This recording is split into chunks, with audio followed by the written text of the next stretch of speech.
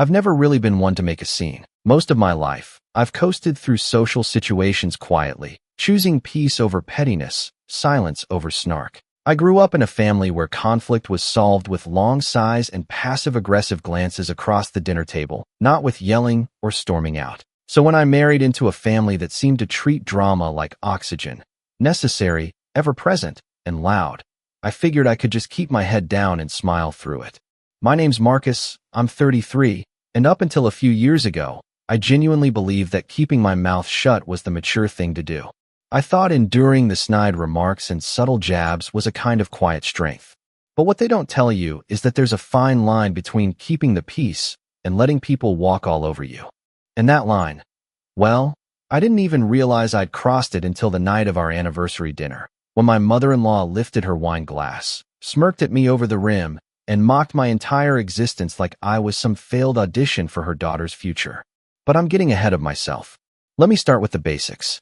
I met Emily when I was 26, and she was 24. We were both working at the same tech startup in Chicago, me in product design, her in marketing.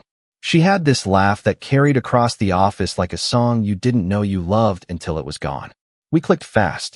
Movie nights turned into sleepovers, sleepovers turned into shared furniture, and before long, we were signing a lease and building IKEA desks together in our first shoebox apartment. I loved her. Still do. But loving someone doesn't mean their family will automatically love you back. And Emily's family, well, let's just say they come from a different planet than I do.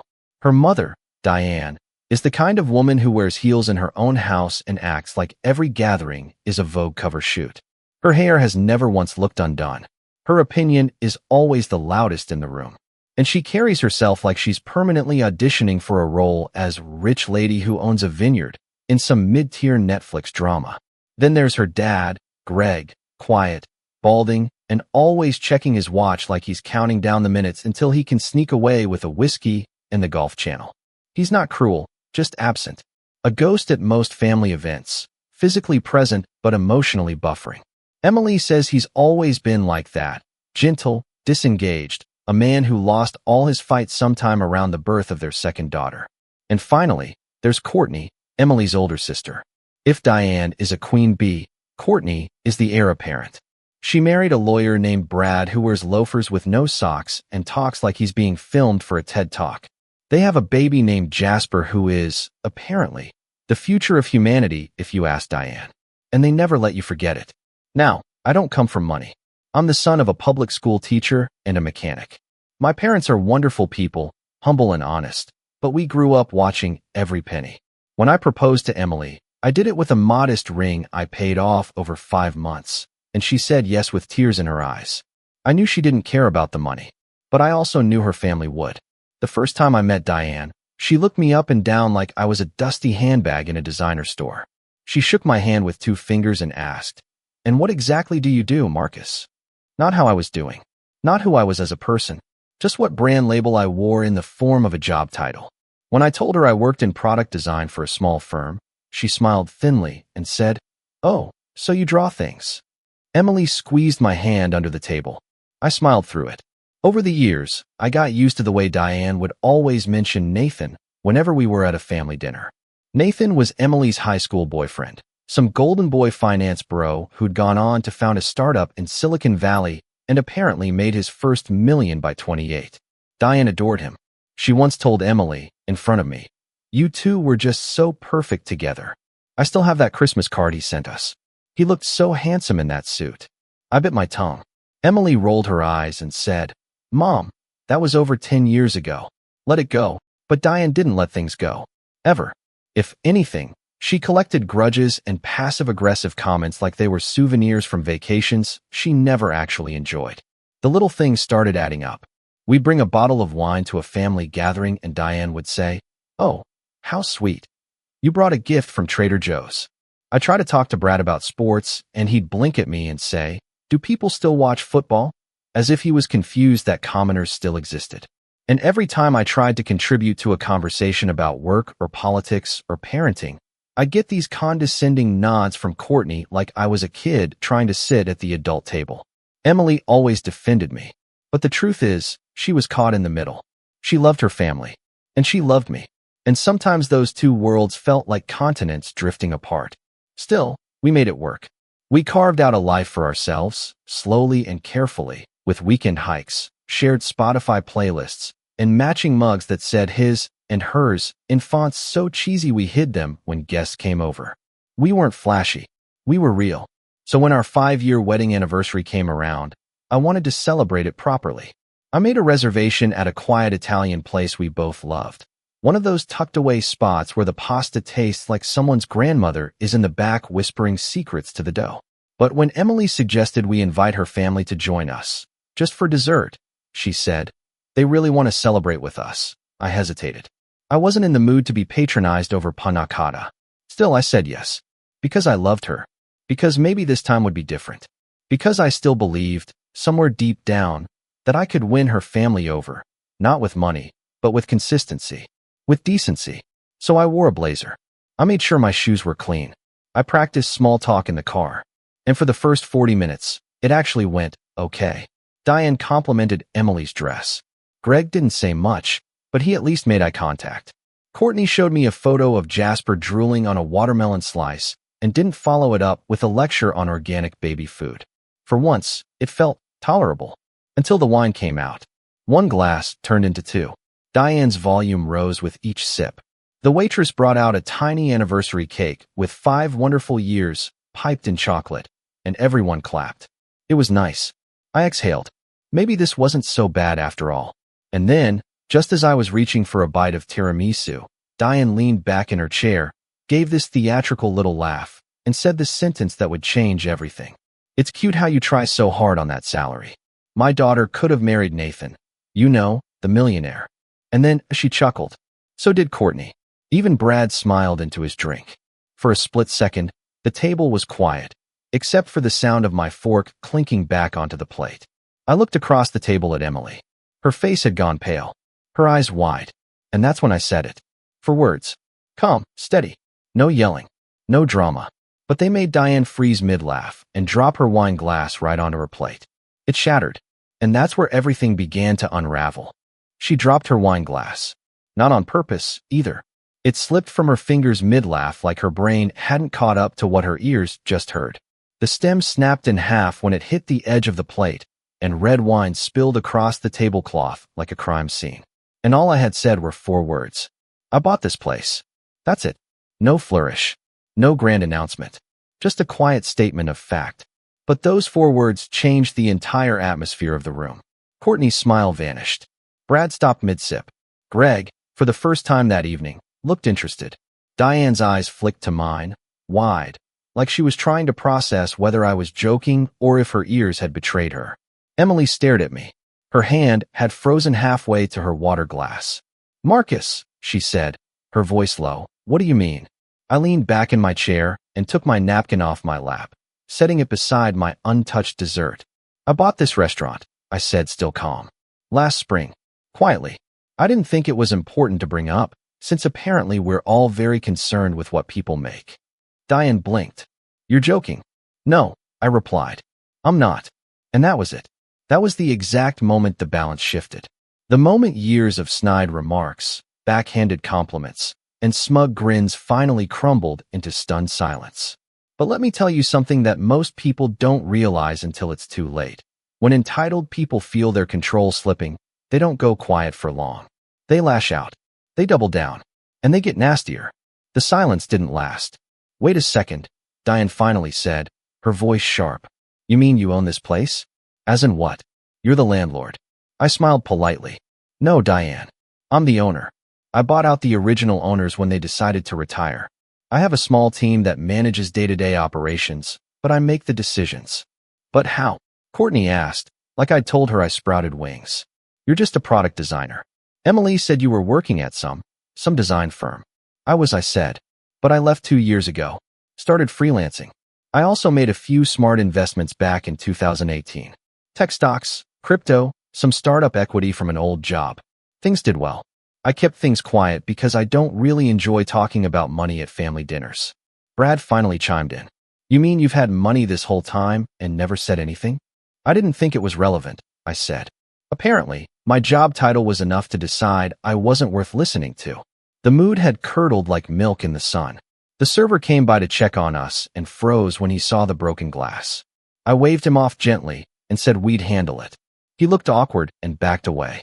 Diane, meanwhile, was still trying to reassemble her ego from the shattered pieces on the table. Emily was quiet beside me. I could feel the tension radiating off her like heat. Her hand found mine under the table, and I squeezed it. Not out of triumph, but because I knew this exact moment, would shift everything for her, too. Diane cleared her throat and gave a brittle little laugh. Well, that's surprising. I mean, good for you, Marcus. Really, but I still think it's important to talk about these things. Transparency is part of being a family. I looked at her, and this time I didn't smile. Funny, you only wanted transparency when you thought I was beneath your daughter. She blinked, and her mouth opened, but nothing came out. That dinner ended shortly after. The check was already paid in advance, by me, of course. But Diane insisted on leaving early, mumbling something about an early brunch. Brad and Courtney followed like ducklings in her wake. Greg nodded at me and muttered, "Nice place," before drifting out like he always did, invisible as fog. Emily and I sat there for another 10 minutes, the candle between us flickering like it was nervous. She didn't say anything at first. Then she sighed and looked at me. "You bought this place and never told me?" I looked back at her. I wasn't hiding it. I just didn't want to make it a thing. I know how your family is. I didn't want them to suddenly respect me because of money. She nodded slowly. I get that. I do. I wish I'd known. And I understood that. I did. But in my head, something had started to shift, too. A quiet suspicion I hadn't been able to shake since the moment Diane brought up Nathan for the 100th time, in front of me, at our anniversary dinner. It wasn't just favoritism. It was sabotage. I didn't realize how deep it went until the next family gathering. 2 weeks later, we were at Diane's house for Jasper's first birthday. It was one of those ridiculous suburban productions with a hired magician, a bounce house, for babies, mind you, and little personalized gift bags for each kid that probably cost more than my childhood bike. Emily had made cupcakes. I offered to help set up, but Diane told me, "Oh no, we've got it under control, Marcus." Which was code for, "Stay out of the way, peasant." Fine.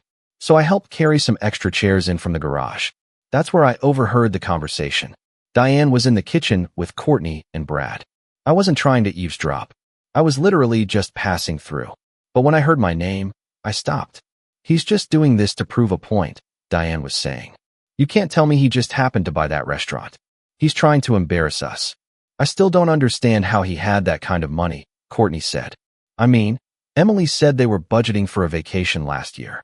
Brad scoffed. "Probably hiding something. Guys like that don't just invest smart. He probably got lucky or inherited something and is trying to act like he's clever." I stood there, gripping the back of the folding chair in my hand like it might anchor me to the floor. Then Diane said the thing that snapped something inside me. Well, it's not too late for Emily to realize she made a mistake. Nathan still asks about her sometimes. And unlike Marcus, he doesn't hide behind some modest lifestyle like a martyr. I backed away before they saw me. My ears were burning. My throat felt tight. It wasn't just disdain anymore. It was active manipulation. Diane didn't just dislike me. She was still holding out hope that Emily would leave me. That night, I didn't bring it up. I didn't tell Emily what I'd heard. I didn't want to ruin Jasper's birthday. But inside, something had cracked. And the cracks only spread. Over the next few weeks, I started paying closer attention.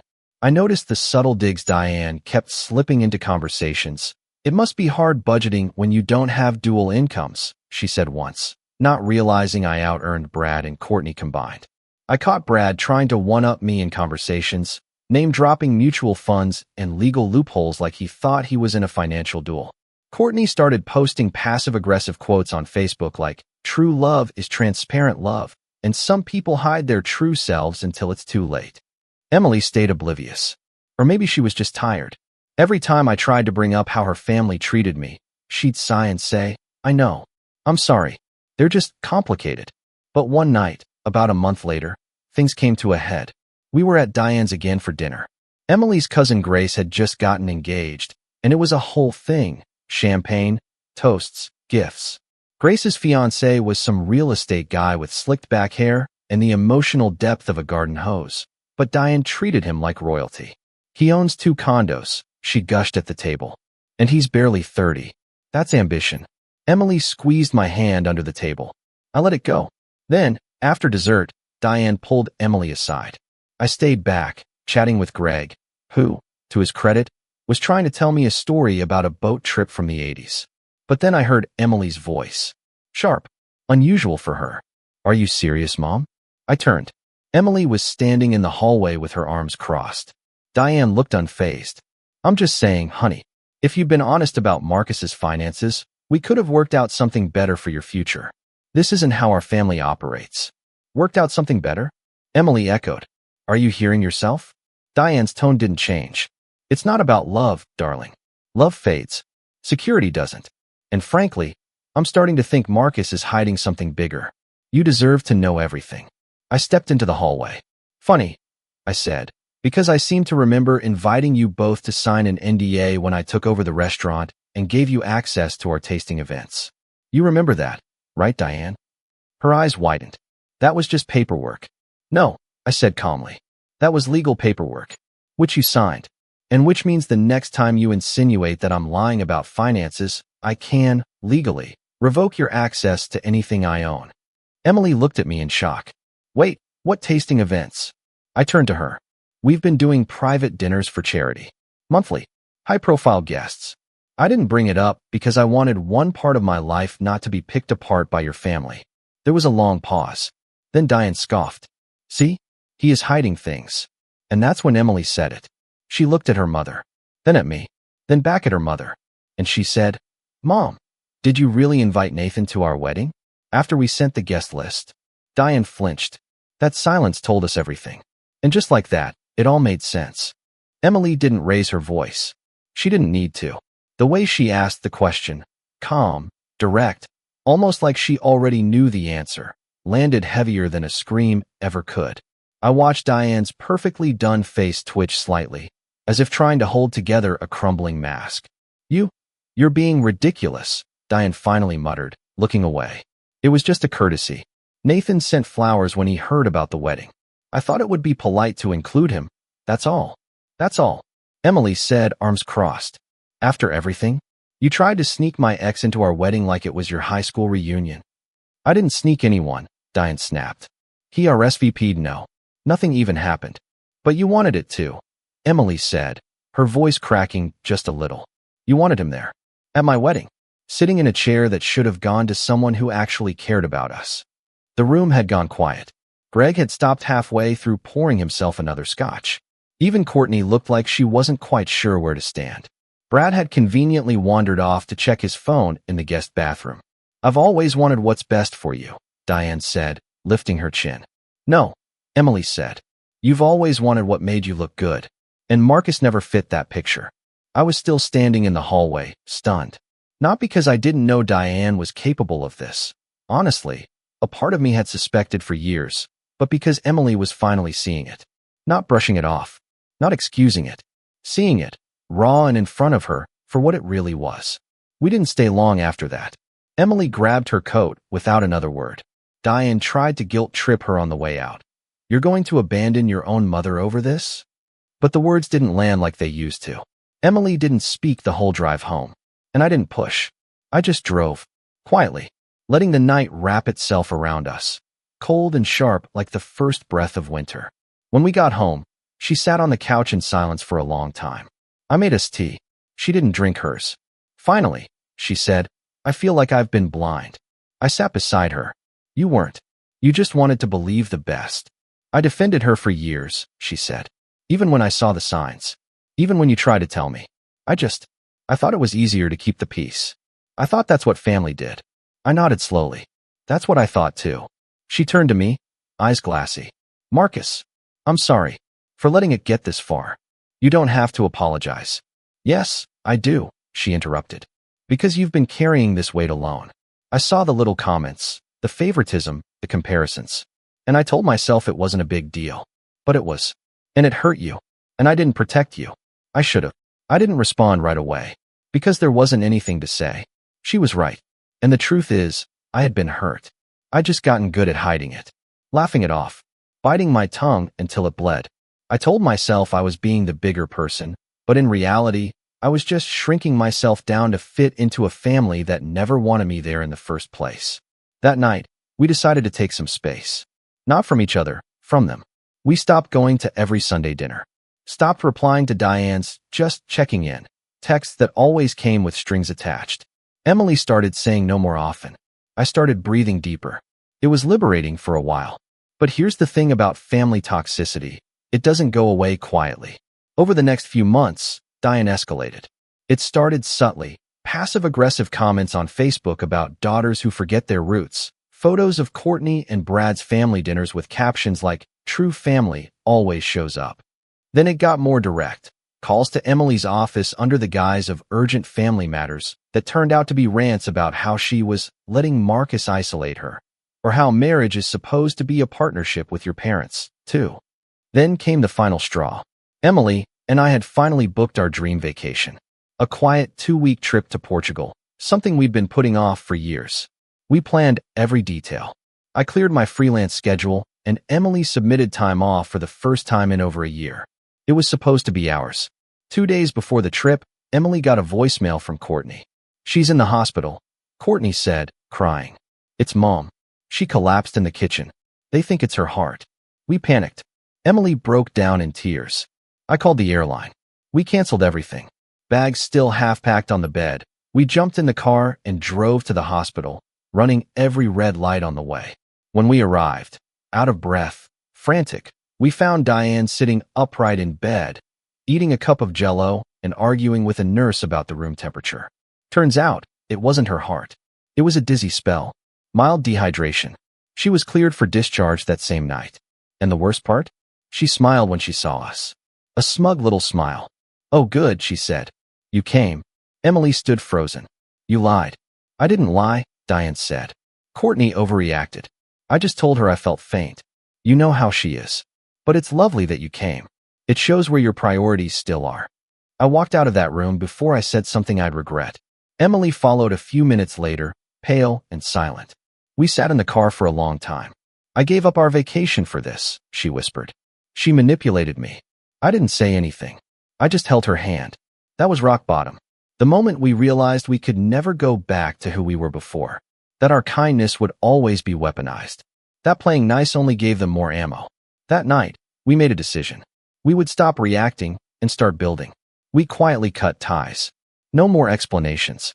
No more polite justifications. No announcements on social media. Just silence. We changed our numbers. Emily blocked her mother and sister. We moved her work email to a protected contact list. We told our closest friends and allies the truth, not the dramatized version Diane spun, but the quiet, honest facts. And then, we started over. It wasn't a dramatic transformation. There was no montage. Just small, steady steps. Emily started therapy. She'd never done it before, always thought she didn't need it. But she found a counselor who specialized in family trauma and began unpacking years of internalized guilt, perfectionism, and emotional gaslighting. Week by week, I saw her stand taller, smile more, laugh like she used to. I threw myself into work, not to escape, but to create. I expanded the restaurant. We opened a small upstairs lounge with live jazz on weekends. I partnered with a local charity to host monthly fundraisers. I hired young chefs with talent but no connections, people who reminded me of myself. And I started saying yes to interviews, podcasts, local business panels. For the first time, I let people know who I was. Not for vanity, but because I was done hiding. 6 months later, Emily launched her own project. She left her marketing job and opened a boutique creative agency. Just 2 clients to start, then 5, then 10. She worked from home at first, then moved into a shared office space. I watched her rediscover her spark. We were no longer surviving. We were rising. And here's the thing, they noticed. Diane didn't stay quiet for long. She sent a long email months later. Half apology, half guilt trip. Talking about how family is all we have in the end, and how she just wanted the best for her daughters. Emily didn't respond. Courtney tried next.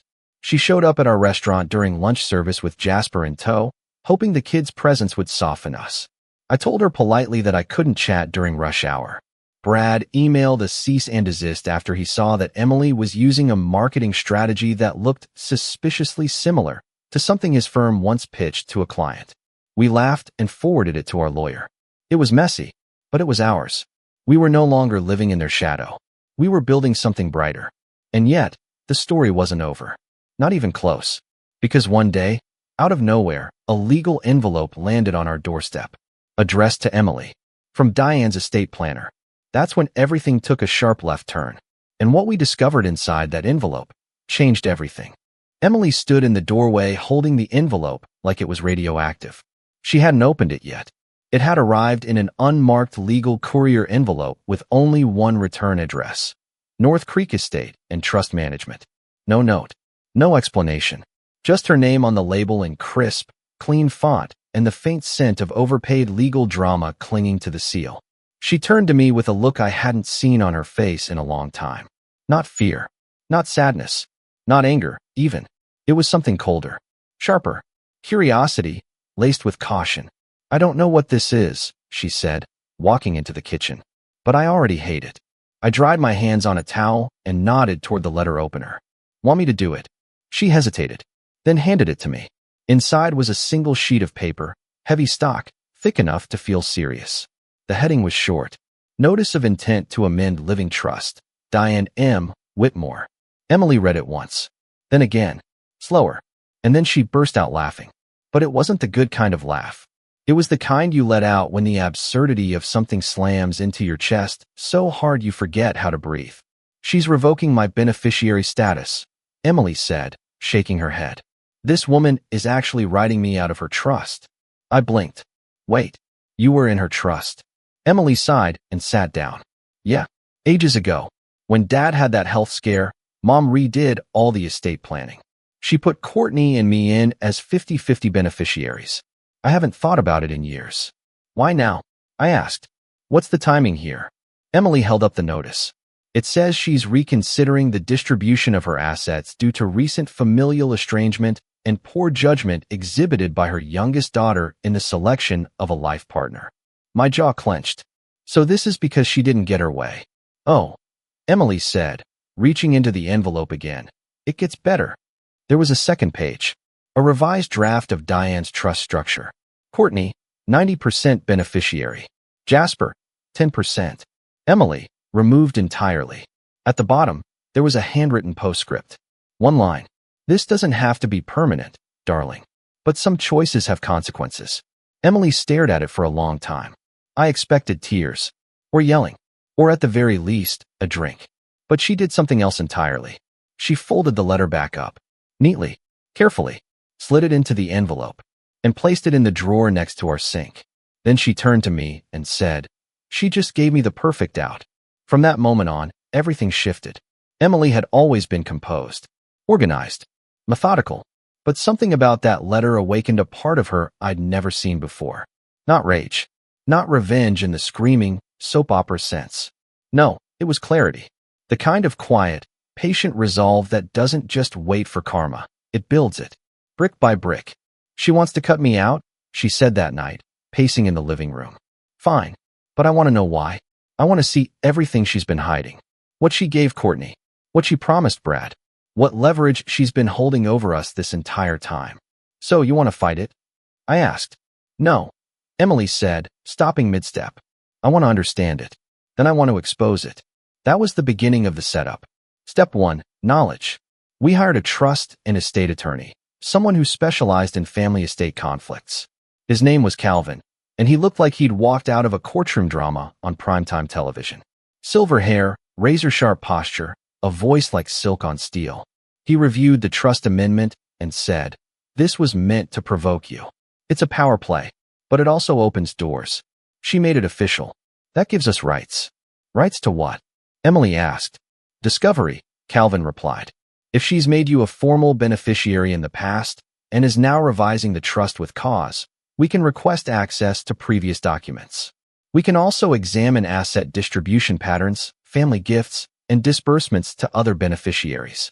That means Courtney. That means Brad. Emily's eyes narrowed. We'll need proof. Don't worry, Calvin said, leaning back. Entitled people always leave a trail. Over the next 6 weeks, we built our case. Courtney had always lived a lifestyle a few tiers above her pay grade. She worked part-time at a nonprofit and Brad's firm was successful, but not European vacation every 3 months, matching Otis in the driveway successful. Turns out, Diane had been funneling money to them for years. Quietly. Through early inheritance disbursements, educational gifts for Jasper, and family equity transfers. And while Emily had received the occasional birthday check or holiday sweater, Courtney had received $150,000 toward their down payment, a $25,000 wedding bonus, $60,000 in investment capital for Brad's firm, multiple emergency transfers totaling over $80,000 over the last 3 years. All of this came to light through Calvin's discovery filings and a financial forensics specialist he brought on board. And that was just the money. We also learned that Diane had added Courtney and Brad as medical and financial power of attorney for her estate without ever consulting Emily. The implication was clear. Diane had been preparing to erase Emily for a long time. But the real revelation came from an email. A single, foolishly forwarded message Diane had sent to her estate manager. I need to know if we can remove Emily entirely and reroute her portion through Jasper. That way I'm not cutting her off completely, and it'll look more fair on paper. I want to keep the family image intact for now. That was it.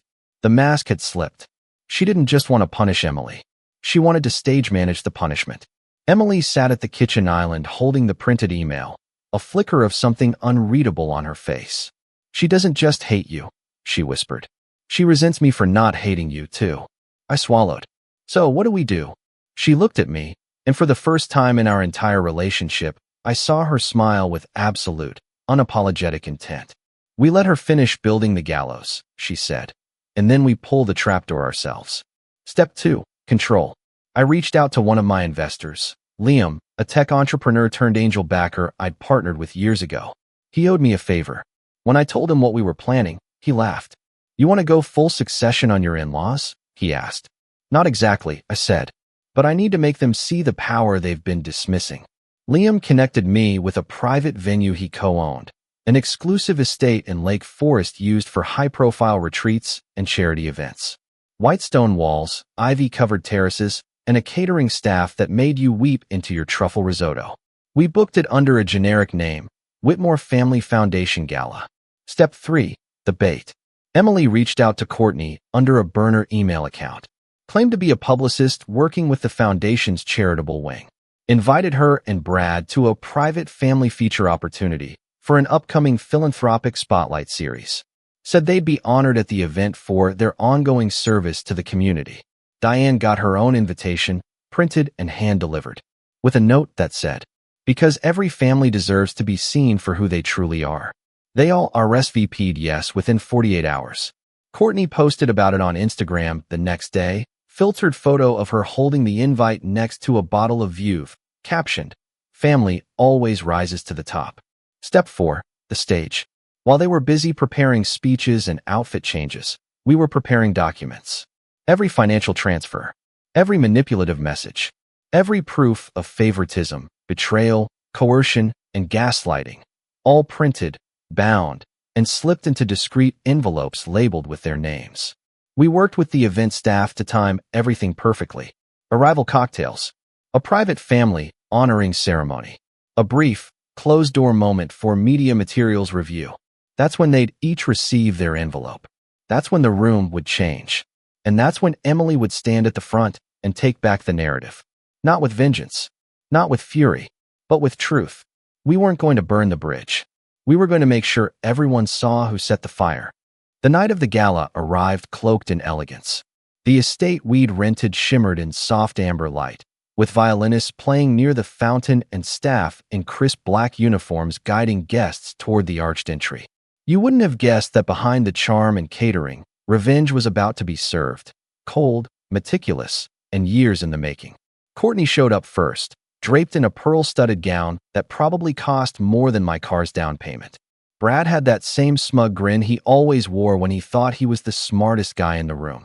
They were followed closely by Diane, decked out in a tailored navy dress and diamond earrings that glinted like ice under the chandelier light.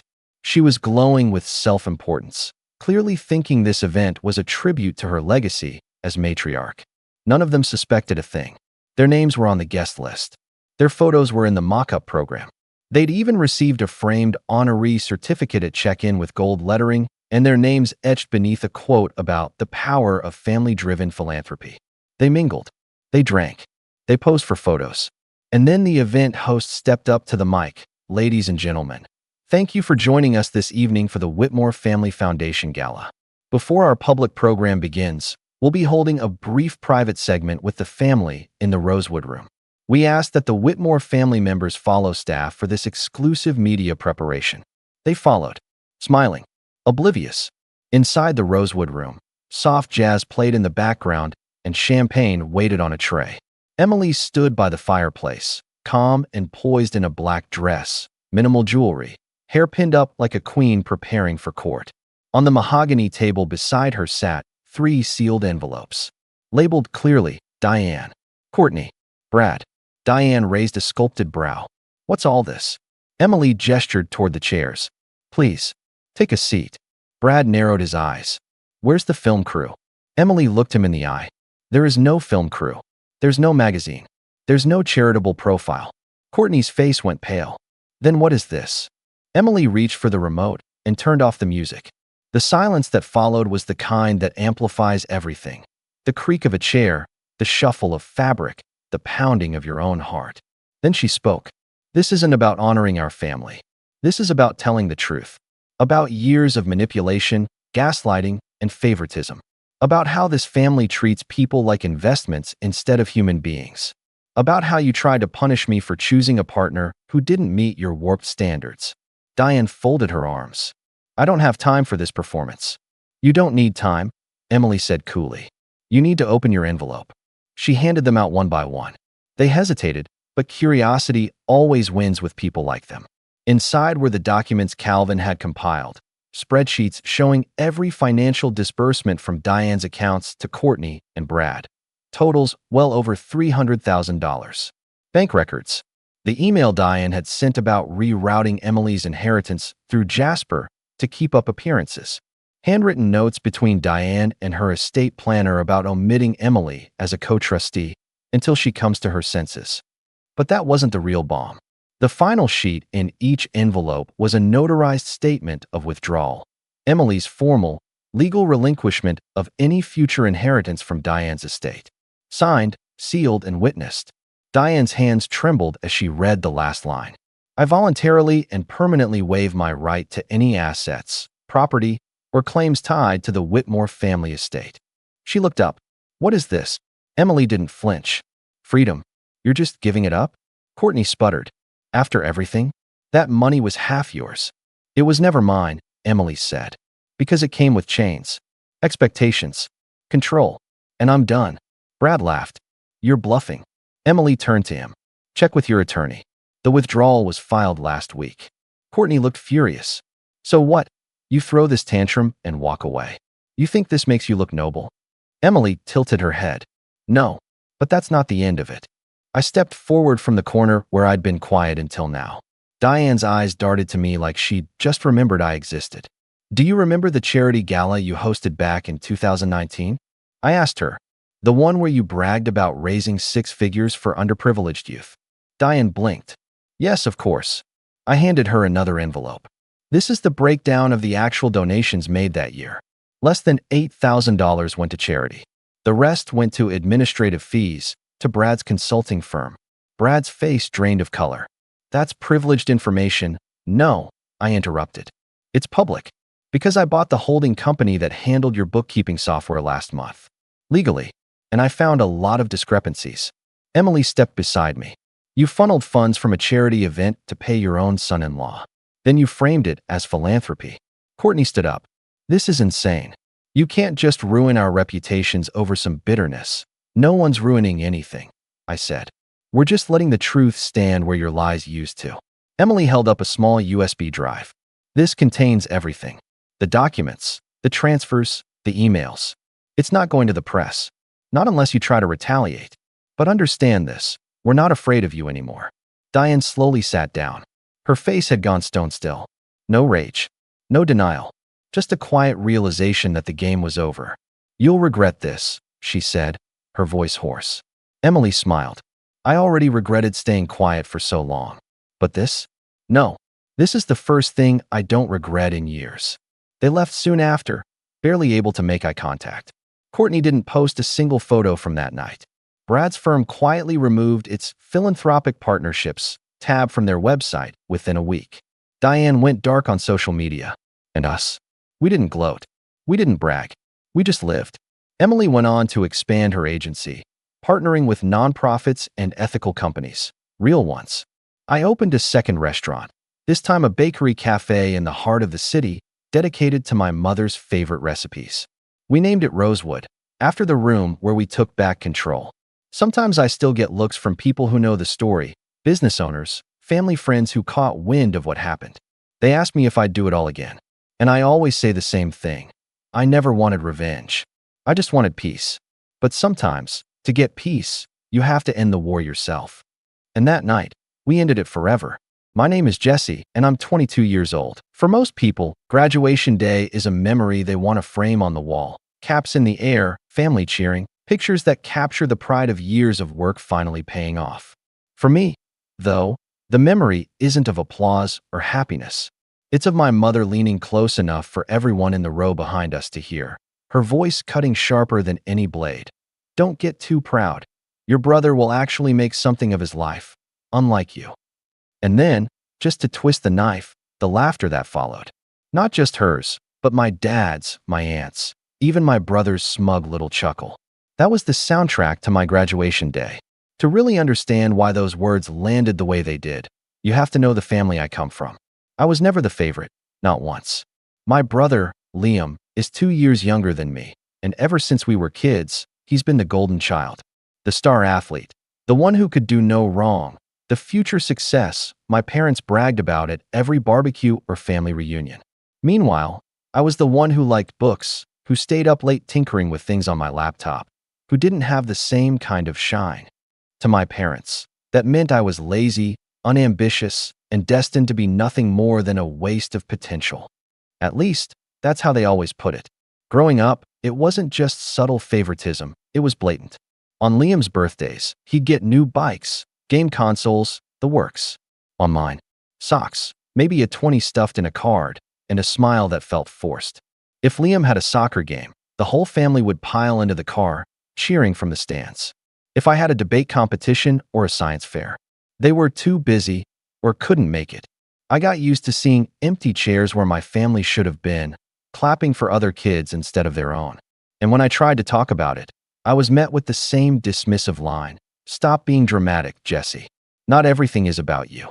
So, when graduation rolled around, this one day that I had earned with sleepless nights, exams, projects, and an internship I fought to get on my own, I thought maybe, just maybe, things would be different. I let myself hope, against all better judgment, that my family would see me for who I really was. But the second I walked off that stage with my diploma in hand, the illusion shattered. My mom's words weren't an offhand comment. They were a declaration, loud enough to make the people sitting near us glance at me with pity. And when I looked at my family's faces, all I saw were smirks, as if they were in on a joke at my expense. I forced a smile, because what else was I supposed to do? Cry in front of hundreds of people? Give them the satisfaction of seeing me break? No. I swallowed it, nodded politely for the camera flashes, and clapped for Liam when he leaned over to whisper, "Don't worry, Jesse. Not everyone can be a winner." That's who he is. That's who he's always been. And the worst part? My parents ate it up, like his every word confirmed their perfect vision of him. But here's the thing they didn't know, and this is where the story really begins. While they were busy laughing, mocking, and tearing me down, I had been working quietly on something they couldn't begin to imagine. Something that had been building in the background for months, maybe even years. Every insult, every slight, every time they pushed me aside only fueled it further. They thought I was a failure, that I'd never amount to anything, that Liam was the only one worth investing in. What they didn't realize was that I was already holding the keys to something bigger than any of them could comprehend.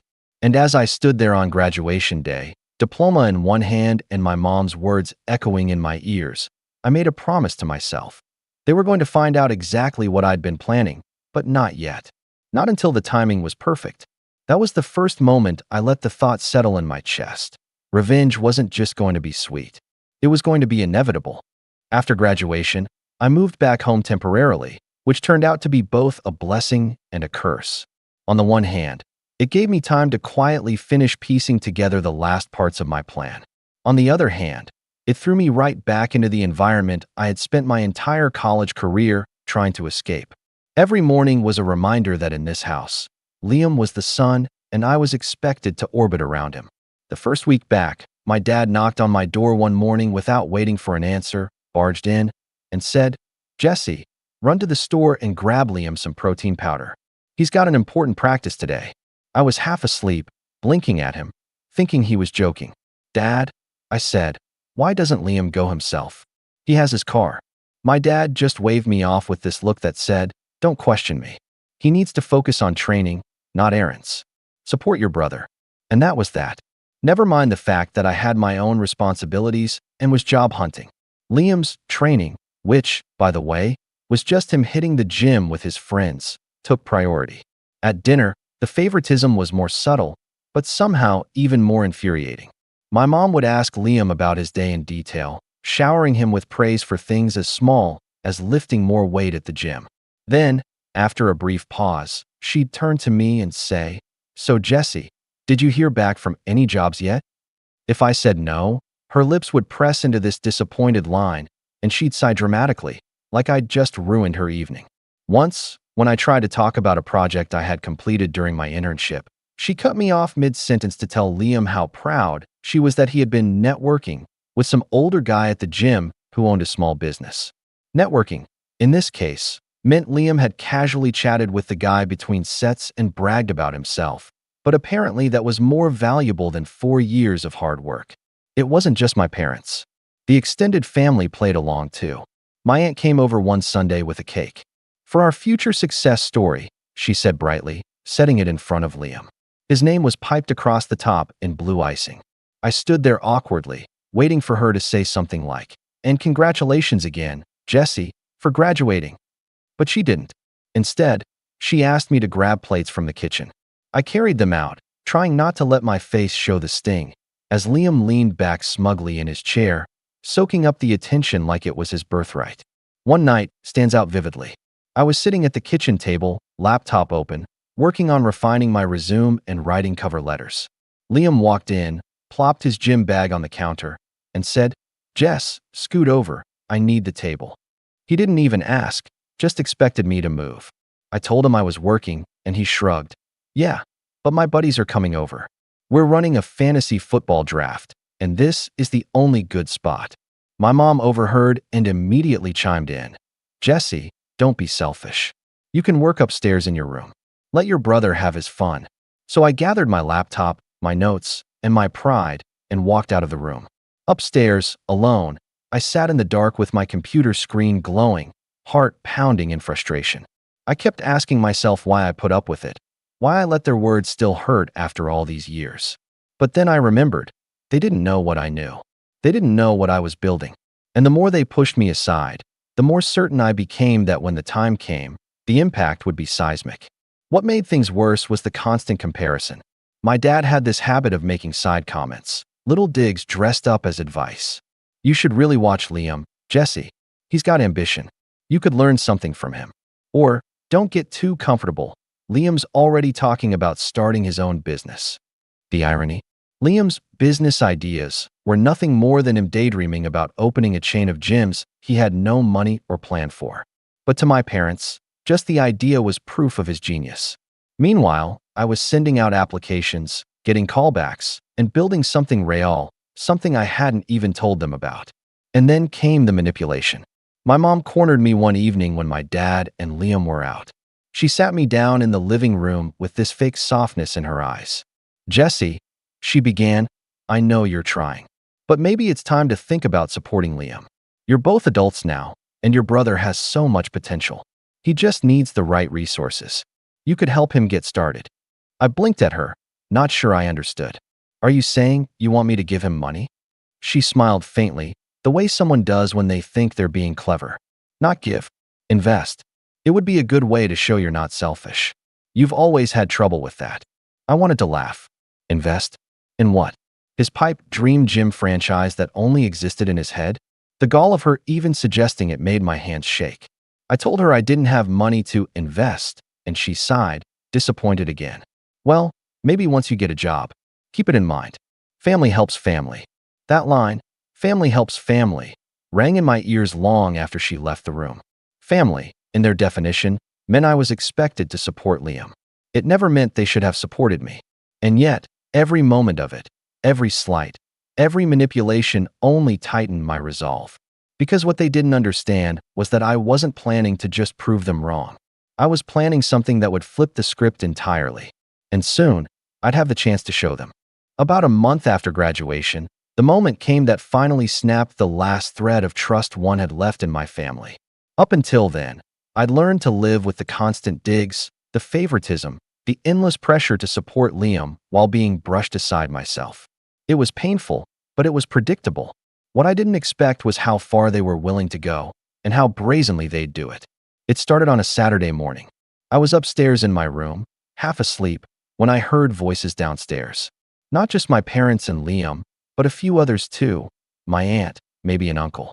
Curiosity got the better of me, so I crept down quietly, just in time to hear my dad saying, "We'll make sure Jesse doesn't blow it on something stupid. This is the best path forward." My stomach dropped. Blow what?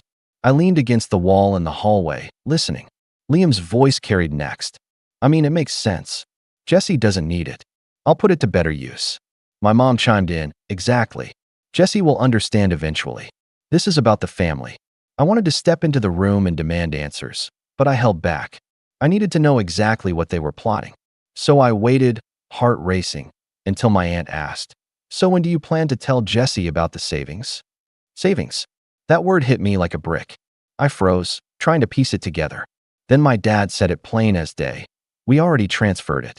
Jesse will never even know." My head spun. The savings they were talking about wasn't just any account.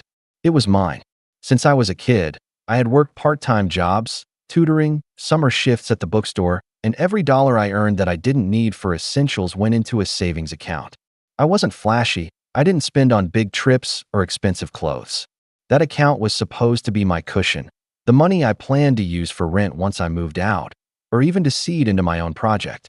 I checked it obsessively, watched it grow from a few $100s into something substantial over the years. And now, apparently, it was gone. I walked into the living room before I could stop myself. The look on their faces said everything. The flicker of surprise that I'd overheard, quickly covered by annoyance, like I was the one out of line.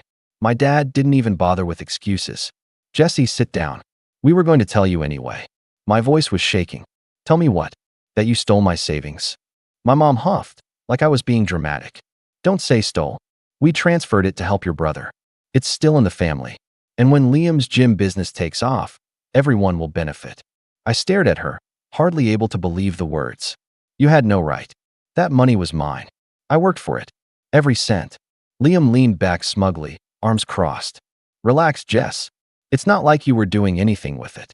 At least this way it's actually going towards something productive." Something in me cracked then, not just anger, but a hollow, raw disbelief that they would cross such a line. I had always known they favored Liam, but to take the money I'd spent years saving, without even telling me, to hand it over to him like it was some sort of prize? I demanded they transfer it back immediately, but my dad shut me down with a tone that brooked no argument. "It's done, Jesse. You need to think long-term. Your brother is the future of this family. Sometimes sacrifices are necessary." Sacrifices. That was the word he used. As if my life, my work, my independence were just pawns to be offered up for Liam's ambitions. I went upstairs, my hands trembling, and logged into my online banking. The account balance confirmed it. Empty. Completely drained.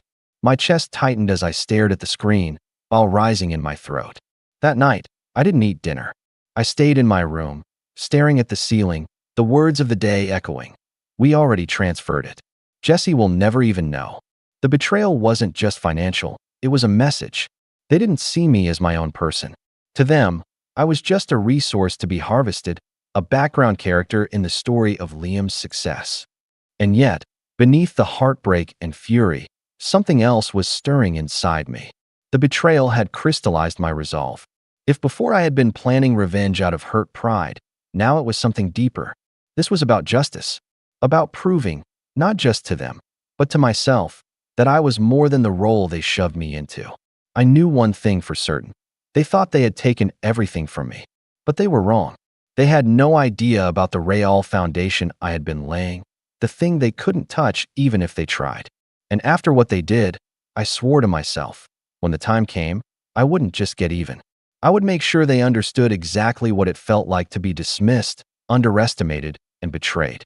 For days after discovering my savings account was gone, I felt like I was moving through water. Every step heavy, every sound muted. I'd worked for years to build that little cushion, scraping together every bit I could from tutoring sessions, bookstore shifts, odd jobs. I wasn't spoiled. I wasn't reckless. I was careful. That account represented more than money. It represented freedom, the possibility of finally stepping out of my family's shadow and building something for myself. And now it was gone, swallowed up by Liam's fantasy gym business before it even existed. The house didn't feel like home anymore. It felt like enemy territory. I'd come downstairs in the mornings and see Liam strutting around, phone in hand, already calling friends about future investments, as though he had single-handedly conjured the money. My parents beamed at him like he was some kind of prodigy. And me?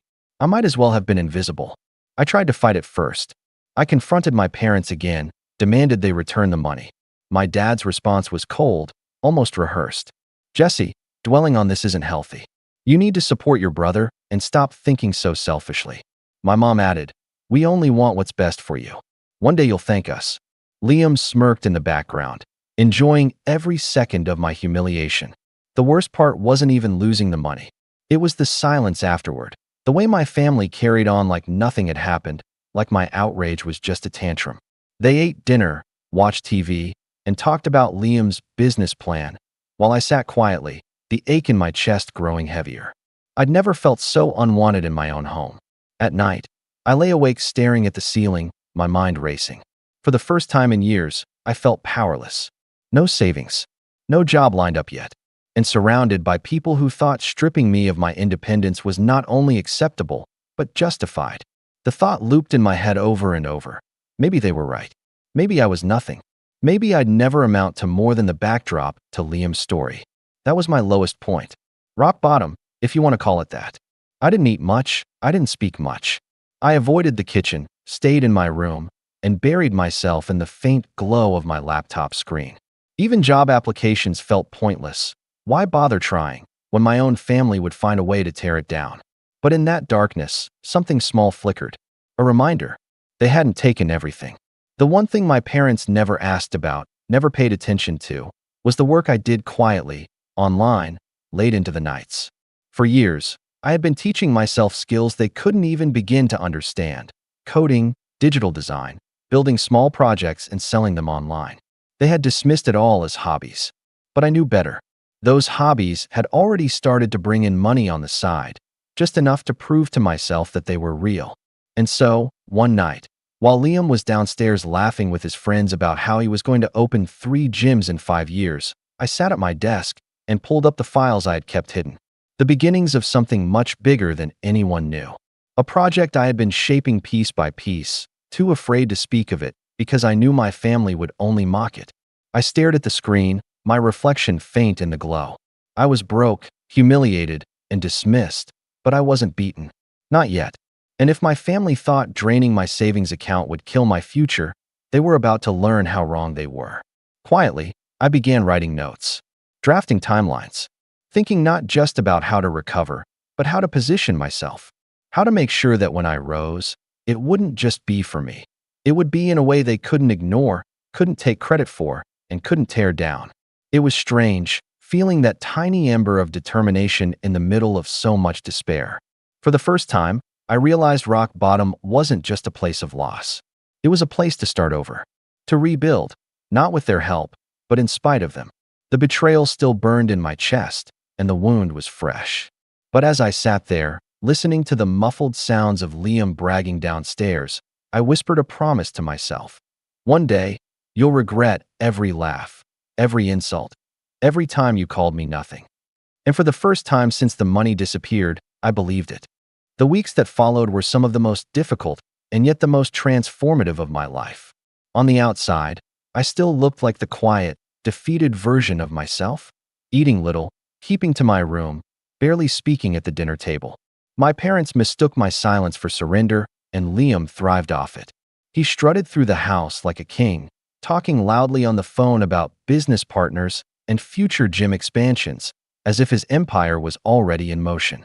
My parents ate up every word, nodding along as if they were witnessing the rise of some visionary entrepreneur.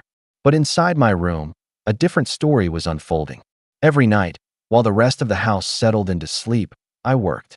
I poured myself into the project I had been quietly nurturing for years. It wasn't glamorous at first, just long hours staring at lines of code, refining designs, scrapping things that didn't work, starting over when I had to. But slowly, it began to take shape.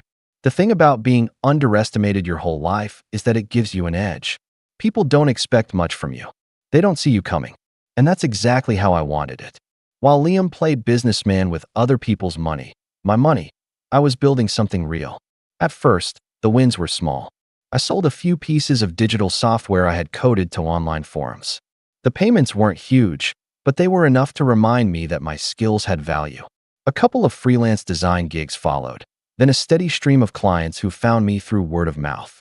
Slowly, my bank account began to grow again, not in leaps, but in steady, undeniable steps. It wasn't just about the money, though. It was the feeling of control, of seeing my hard work translate into something tangible. Every dollar I earned on my own terms felt like reclaiming a piece of what my family had taken from me. And this time, I wasn't going to let anyone touch it. I opened a new account, this one locked down, completely separate from the one my parents had access to. I didn't breathe a word of it to anyone. Meanwhile, the cracks in Liam's business started to show. He had no plan, no real connections, just an inflated ego and a sense of entitlement my parents had carefully cultivated. The money they had stolen from me dwindled quickly, spent on flashy equipment, parties he disguised as networking events, and empty promises. But my parents still praised him. He's investing in his future, my mom said proudly one evening, completely blind to the fact that Liam was burning through cash like it grew on trees. I stayed quiet. Let them believe whatever they wanted. The more they overlooked me, the freer I was to keep building. And the truth was, my life outside of that house was changing. A company I'd applied to months earlier finally called me back. Not just for an interview, but with an offer. It wasn't a glamorous position, but it was stable, with a decent salary and room for growth. My parents barely acknowledged it when I told them. My dad muttered, "Well, at least you'll have something until you figure out what you're really doing." Liam snickered from across the table. "Don't worry, Jess. Once my gym's open, you can always work the front desk." Their words stung less now, though, because deep down I knew something they didn't. I wasn't just surviving anymore. I was climbing. I took the job, worked my 9 to 5, and then came home and dove into my side projects. The exhaustion was real, but so was the progress. I started making connections in the tech space, small at first, but growing steadily. The kind of people who valued what I could do, who saw potential where my family only saw failure. Every paycheck, every client, every late-night breakthrough built a kind of momentum I'd never felt before. It was intoxicating. I was no longer the kid begging for scraps of validation from my family. I was becoming someone they wouldn't recognize, someone they couldn't control. And as my confidence grew, so did my vision. I realized I didn't just want to prove them wrong by making a living. I wanted to rise so far beyond their expectations that the very idea of underestimating me would look laughable in hindsight. So I doubled down. I saved aggressively, invested carefully, and reinvested my freelance income into expanding my reach. Slowly, quietly, Jesse, the family's failure, was building something far stronger than any gym Liam could dream up. And through it all, I kept one thought tucked away like a secret weapon. When the time was right, I would show them. Not with anger, not with shouting, but with undeniable proof that everything they believed about me was a lie. And when that moment came, they would finally understand who I really was. By the time autumn rolled around, I was no longer the hollow, defeated version of myself that had stared at an empty bank account in disbelief. My new job gave me stability, My freelance work gave me momentum, and the quiet network I'd built online gave me a sense of power my family couldn't even begin to imagine. But I didn't just want to succeed in silence. I wanted to be ready when the chance came to flip the script, and as fate would have it, the opportunity revealed itself in ways I couldn't have predicted. It started innocently enough. One evening, while I was working late on a client project, I heard Liam downstairs bragging to his friends again. He was talking about how he was about to lock down a partnership with someone who owned a local warehouse space, apparently the first step toward his grand dream of opening a gym.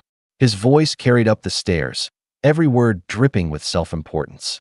Normally, I ignored his rants, but something in what he said caught my attention. He mentioned needing proof of funds for the deal, and how he was going to get creative with paperwork to show he had more capital than he really did. My ears perked up. Creative paperwork. Knowing Liam, that meant sloppy, half-baked fraud. And if he actually went through with it, not only would he sink himself, but anyone backing him would be dragged down too. That same week, I got a promotion at work, small, but significant. It gave me more access to resources, including training in project management and financial tools. I learned how to read contracts, balance budgets, and evaluate investments. It was the kind of knowledge my family assumed I'd never be capable of handling, but here I was, soaking it all up. For the first time, I felt like I wasn't just clawing my way forward. I was preparing. The real turning point, though, came from an unexpected source. My boss, who had taken a liking to me, invited me to a networking event downtown. I was nervous. These things always felt like they were built for people like Liam, smooth talkers with big egos. But I went anyway, and that night changed everything. I met a handful of entrepreneurs, some small, some surprisingly influential. We got to talking about technology, efficiency tools, and digital platforms. I casually mentioned one of the projects I had been building in my spare time, half expecting them to brush it off. Instead, a man who ran a mid-sized startup leaned forward, genuinely impressed. "You built that on your own?" he asked. When I nodded, he smiled. "There's real potential there. If you refine it, you could scale." That single conversation flipped a switch in my head. All those nights I'd spent coding, designing, and tinkering weren't just busy work. They weren't just survival. They were the blueprint for something bigger, a product, a business, maybe even an empire. And for the first time, someone outside my laptop screen had validated it. From then on, my focus sharpened. I worked days at my job, evenings on client work, and nights on my project. I researched how to form an LLC, how to structure a business plan, how to pitch to investors. Slowly, I was pulling together not just an idea, but a company. One that could generate real revenue, real independence, and real credibility. Meanwhile, back at home, Liam's empire was crumbling before it even began. The warehouse deal fell through when the owner realized Liam couldn't provide proof of steady income. My parents were furious at the setback, but instead of holding him accountable, they doubled down, convinced that one day his big break would come. My mom even suggested again that maybe I should contribute financially to help get your brother over this hurdle.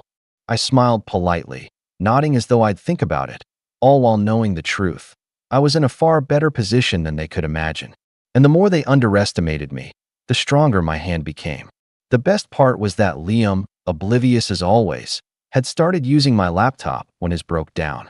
He borrowed it one afternoon without asking, and when I got it back, I noticed he'd left open some documents, drafts of business plans filled with copied templates, half-finished spreadsheets, and laughable financial projections. It was like looking at a child's version of entrepreneurship. I saved copies quietly, knowing they might be useful later. Evidence, if I ever needed it. Piece by piece, the setup was coming together. I had my own growing income, a nearly finished product with real potential, and, thanks to Liam's arrogance, access to information that could expose just how fraudulent his ambitions really were. All I had to do now was wait. Wait for the right moment to reveal everything. Wait for the perfect chance to not just prove myself, but to show them the cost of underestimating me. And deep down, I knew that moment was approaching faster than any of them realized. The opportunity to strike didn't come with fanfare. It arrived quietly, almost too easily, wrapped in one of Liam's predictable bursts of arrogance. It was a Sunday afternoon, the whole family crammed into the living room while Liam stood at the center, waving around a folder like he'd just discovered fire. "This is it," he declared. The gym is happening. I've got a new investor lined up, and once they see this, we're rolling." My parents clapped like proud spectators, eyes shining as if they were about to witness history. I watched from the corner of the room, silent. The folder he held? It was filled with the same laughable financials I had seen weeks before on my laptop. The copied templates, the shaky projections, the creative numbers he had pulled from thin air. Only now, he had dressed them up with a cheap cover page and buzzwords he didn't understand. My mom turned to me, eyes sharp. "Jesse, your brother needs someone who understands computers to make this look more professional. Why don't you help him?" That was the opening, the moment I'd been waiting for. I smiled, a calm, polite smile. "Sure, I'd be happy to help." Over the next week, Liam handed me everything: his drafts, his contracts, even access to the email correspondence with his so-called investor. He thought I was polishing it up for him, making him look good. In reality, I was quietly building a very different narrative. I compiled all of his fake numbers, highlighted every inconsistency, and backed it up with evidence from his spending: receipts, screenshots, bank statements he'd carelessly left open on my laptop. I didn't alter a single fact. I didn't have to. The truth, laid out plainly, was damning enough. At the same time, my own project had reached a turning point. The startup founder I'd met at the networking event had agreed to a second meeting, this time to talk seriously about scaling. I walked in nervous, walked out with a small but real investment deal. It wasn't millions, but it was enough to register my business officially and give it credibility. Enough to stand on solid ground, while Liam's empire was still built on sand. The final push came when my parents decided to host a family dinner: extended relatives, neighbors, even a few family friends, all to celebrate Liam's progress. I knew immediately this was the stage, the place where I could pull the curtain back, not just for my parents, but for everyone who had ever looked at me like I was a shadow to Liam's light. Dinner was loud, everyone buzzing about Liam's big future. He passed around his folder again, proudly explaining how the gym would be profitable within the first year and how he was already negotiating a second location. People nodded along, impressed by his confidence, blind to the hollowness beneath it. When the room settled, I cleared my throat. "Actually," I said quietly, "since I helped with the documents, I think everyone deserves to see the full picture." Liam grinned, thinking I was about to sing his praises. My parents looked at me expectantly. I stood, opened my laptop, and connected it to the TV in the living room. Slide after slide appeared: Liam's real projections, his copied templates, his fabricated numbers. I explained each one calmly, factually, without malice. "Here," I said, pointing at a spreadsheet. "He claims $50,000 in startup capital, but the bank records show the account never had more than $8,000, most of which has already been spent." Murmurs spread through the room. Liam's smile faltered. I kept going, methodical and unshakable. "This section projects memberships doubling within 3 months, but no feasibility study was ever conducted. The source listed here is literally a Wikipedia article." I clicked through, each slide peeling back another layer of the fantasy. By the time I finished, the room was silent. Every eye turned toward Liam, whose face was pale and twitching with rage. My mom broke the silence, her voice tight. "Jesse, why would you do this? You're humiliating your brother." I met her gaze, steady. "No, I'm showing the truth. You wanted me to help him. I did. I helped by making sure no one here gets pulled into a scam." That was the first part of the revenge, exposing Liam's fraud. The second part was sweeter. As the whispers grew louder, I switched slides one more time, this time pulling up my own work. My project. I explained it briefly, showed the product in action, and mentioned, casually, almost as an afterthought, that I had already secured funding and registered my business. The shift in the room was palpable. Faces that had been full of pity or amusement when it came to me now looked surprised, even impressed. My aunt leaned forward, eyes wide. "Jesse, this is yours." I nodded, calm, controlled. While Liam stammered excuses in the background, I stood tall, presenting myself not as the overlooked, underestimated failure, but as someone who had built something real. My parents sat in stunned silence, my mom's fork frozen halfway to her mouth, my dad's jaw clenched tight. Liam sputtered, "He's lying. He's just making this up to make me look bad." But no one was listening to him anymore. The attention, for the first time in my life, was on me. And I wasn't done yet. The silence after my presentation stretched on so long it felt like the walls themselves were holding their breath. Liam's face had gone blotchy red, his jaw twitching as he tried to force a smile, to salvage something out of the wreckage. "None of that matters," he stammered, waving a hand toward the TV. Just twisted the numbers. "He doesn't get it. He's jealous. You all know I'm the one with the vision." But the words fell flat. No one was nodding anymore. A couple of my cousins exchanged glances. One even muttered, "This is bad." My aunt, the same one who had once brought cake to celebrate Liam's future success, shook her head. "You can't fake finances, Liam. That's not vision. That's fraud." My dad cleared his throat, trying to reassert control. "Enough of this. Jesse, you've embarrassed your family, turning on your own brother in front of everyone." His voice was firm, but his eyes betrayed him. He looked rattled, uncertain, like he couldn't reconcile what he had just seen with the image of me he'd carried for years. I stayed calm. That was the part that mattered most. No shouting, no anger, just a steady voice. I didn't embarrass the family. I protected it. If anyone here had invested in Liam's plan, they would have lost everything. I showed the truth, and the truth doesn't need defending. The relatives murmured in agreement. One even said aloud, "Jesse's right." And just like that, the tide shifted. My parents, who had built their entire worldview around Liam's supposed brilliance, sat frozen while the rest of the family turned their attention to me, asking questions about my project, nodding as I explained it simply. For once, I wasn't the background character. I was the one holding the room. Liam snapped then, slamming his fist on the table. "This isn't over. You think you're better than me? You'll always be nothing, Jesse. Nothing." He stormed out, his chair toppling behind him. My mom hurried after him, calling his name, while my dad stayed seated, staring hard at me. He opened his mouth as if to speak, then closed it again. The weight of silence between us said more than words ever could. In the days that followed, the fallout was swift. Word spread quickly among family and neighbors. People who had once bragged about Liam's potential began to distance themselves, quietly admitting they had doubts all along. My parents tried to contain the damage, but every attempt only made it worse. Their golden child had been exposed, and no amount of denial could patch over the cracks. Meanwhile, my project gained traction. The startup founder introduced me to more contacts, and within months I had paying clients, steady revenue, and a reputation that was growing faster than I could have imagined. The account my parents had stolen from me? I didn't even miss it anymore. I was building something far greater, something untouchable. My parents' attempts to pull me back in, to guilt me into helping Liam rebuild, fell flat. I declined politely, firmly, every time. The power dynamic had shifted, and they knew it.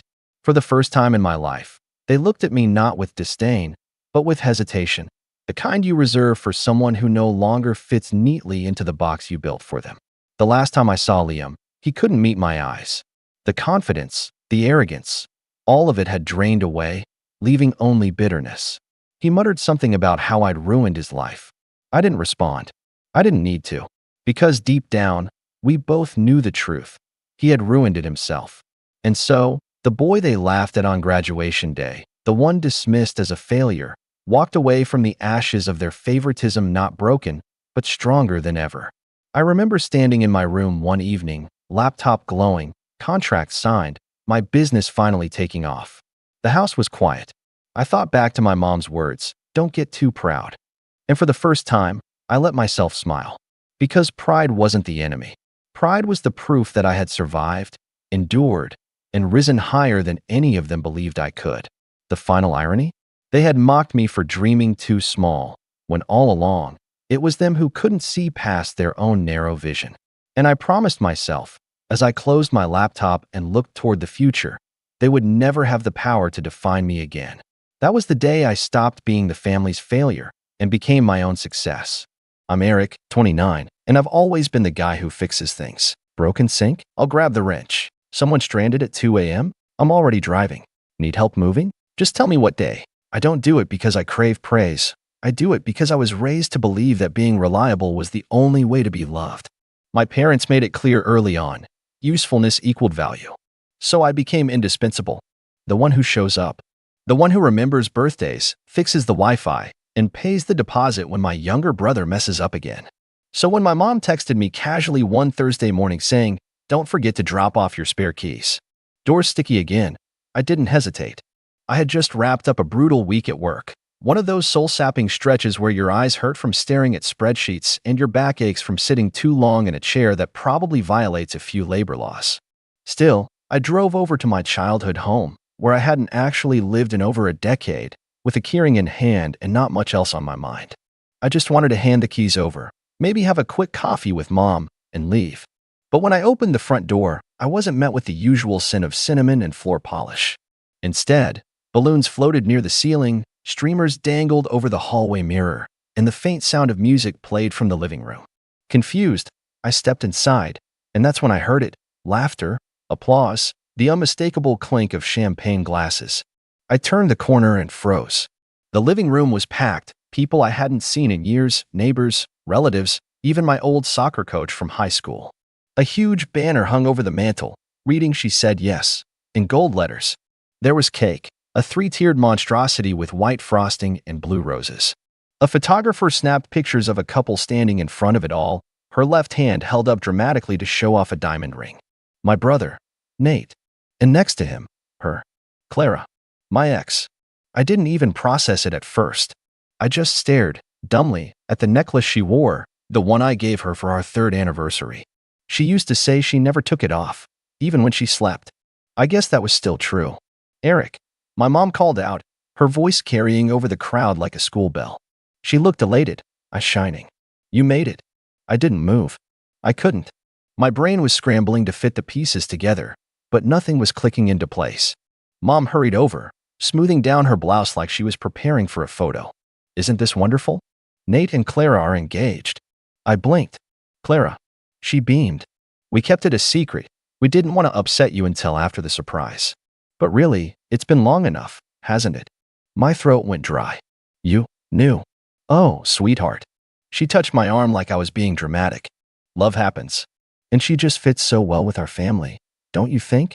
Plus, Nate really needs someone steady. She's been good for him. It's time to move forward." Forward? Was I standing in reverse? "Also," she added brightly, like she was remembering something hilarious, "we put the catering on your card. You weren't answering texts last week, and we needed to lock things in, but you can always dispute it if you're upset." She laughed, like that was the punchline to some harmless family joke. "But I'm sure you don't mind, right? You always say money isn't everything."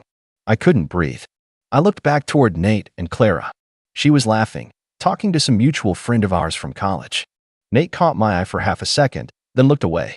No guilt, no shame, just dismissal, like I was the one being unreasonable.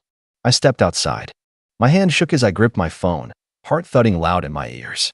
I could still hear the music through the walls. Someone was clapping. I scrolled through my banking app. There it was, $4,870 charged to my credit card. Catering. Decorations. Even the damn balloons, apparently. My thumb hovered over the screen. I hadn't said a word. Not to Mom. Not to Clara. Not even to Nate. Not yet. And for the first time in my life, I didn't feel like fixing anything. I just felt done. But I wasn't leaving. Not yet. I walked back and like nothing had happened. No one noticed my absence. That part stung more than I expected. It's one thing to be left out, but it's another to realize that your presence, or lack of it, doesn't register at all. I moved through the crowd like a ghost, passing relatives I hadn't spoken to in years. My Aunt Jenna gave me a distracted wave between bites of bruschetta. A college friend of Nate's nodded like he couldn't quite place my name. And then there was Clara, still glowing, still smiling, now deep in conversation with my cousin Sarah, describing the proposal with theatrical hand gestures like it hadn't come at the expense of my trust, my time, and nearly 5 years of my life. I made my way to the kitchen. That's where I always ended up anyway. Out of the way. Useful.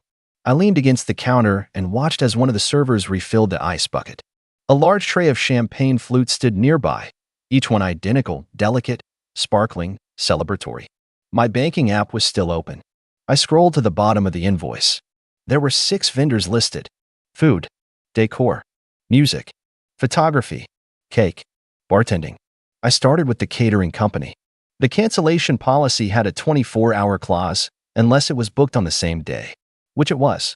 Because of course my family would wait until the last second and just throw it on my card, assuming I'd clean up the mess. I tapped dispute charge.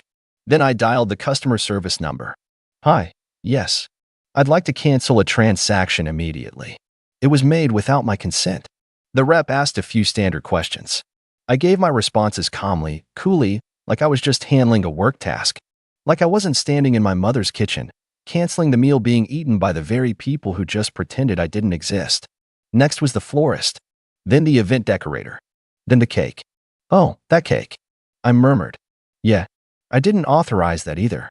Each vendor had some variation of a cancellation button. Some required a phone call. Some required me to verify I wasn't a victim of fraud. I kept my tone pleasant. Professional. No drama, just action. 5 transactions down. 1 to go. The DJ. I stared at the 6th charge. Echo Sound DJ Services, $800. I tapped it and hesitated. Because just then, Nate appeared in the doorway. Eric. His voice had the kind of forced casualness you get when someone knows they should say something but has no idea how to actually mean it. Hey. I didn't answer right away. I put my phone face down on the counter and crossed my arms. The silence was long enough to make him shift on his feet. He stepped into the kitchen. Listen, about all this, Clara and I, we didn't plan for you to find out like this. Like what? I asked, tilting my head slightly. During the surprise engagement party you threw using my money? He gave a short laugh, then saw I wasn't joking and rubbed the back of his neck. Okay, yeah, not ideal. But come on, man. You and Clara were over a year ago. 14 months, I corrected. And you started dating her when? 12? It wasn't like that. His jaw tightened. We ran into each other. Things just happened. Right. I nodded slowly. And Mom just happened to find out? And you all just happened to decide to do this here, today, with my name footing the bill? She thought you'd be fine with it. Did you? Nate looked away. I mean, I continued, you've always assumed I'd be fine with everything. You borrowed my car for 6 months and totaled it. I paid the deductible. You failed 2 semesters in college. I covered your tuition to keep you enrolled. You showed up drunk to my birthday and broke a lamp. I told Mom it was my fault because you were crying in the backyard. Don't act like you're some martyr, he snapped. You've always been the favorite. The golden boy. You think people like you because you pay for stuff? No one asked you to. No, I said evenly. You just expected it. We stood there, the music still thumping faintly behind us, voices laughing in the background. He shrugged, like none of this was worth fighting over. You gonna make this a thing? It's a happy day, Eric. Don't ruin it. I looked at him for a long moment. Then I smiled. No, Nate, you're right. I picked up my phone, tapped twice, held it up briefly so he could see the screen. The DJ's number blinked as call ended. What did you just do? I guess, I said, pocketing my phone, the music stopping early. And right on cue from the other room, silence. A sharp, sudden silence. Then muffled confusion. A pause. Then someone said, did the power go out? I walked past him, out of the kitchen, and into the eye of the storm. People were murmuring. A few glances turned toward me as I walked into the living room, past the stunned guests, past my mom's frozen smile and Clara's wide eyes. I didn't stop. I didn't say a word. I just grabbed a glass of champagne from the tray, held it up slightly to no one in particular, and sipped. No music. No food refill. No cake. Just awkward stares and a lot of questions. And I wasn't finished. The moment the music died, the atmosphere shifted. It wasn't just quiet, it was uncomfortable.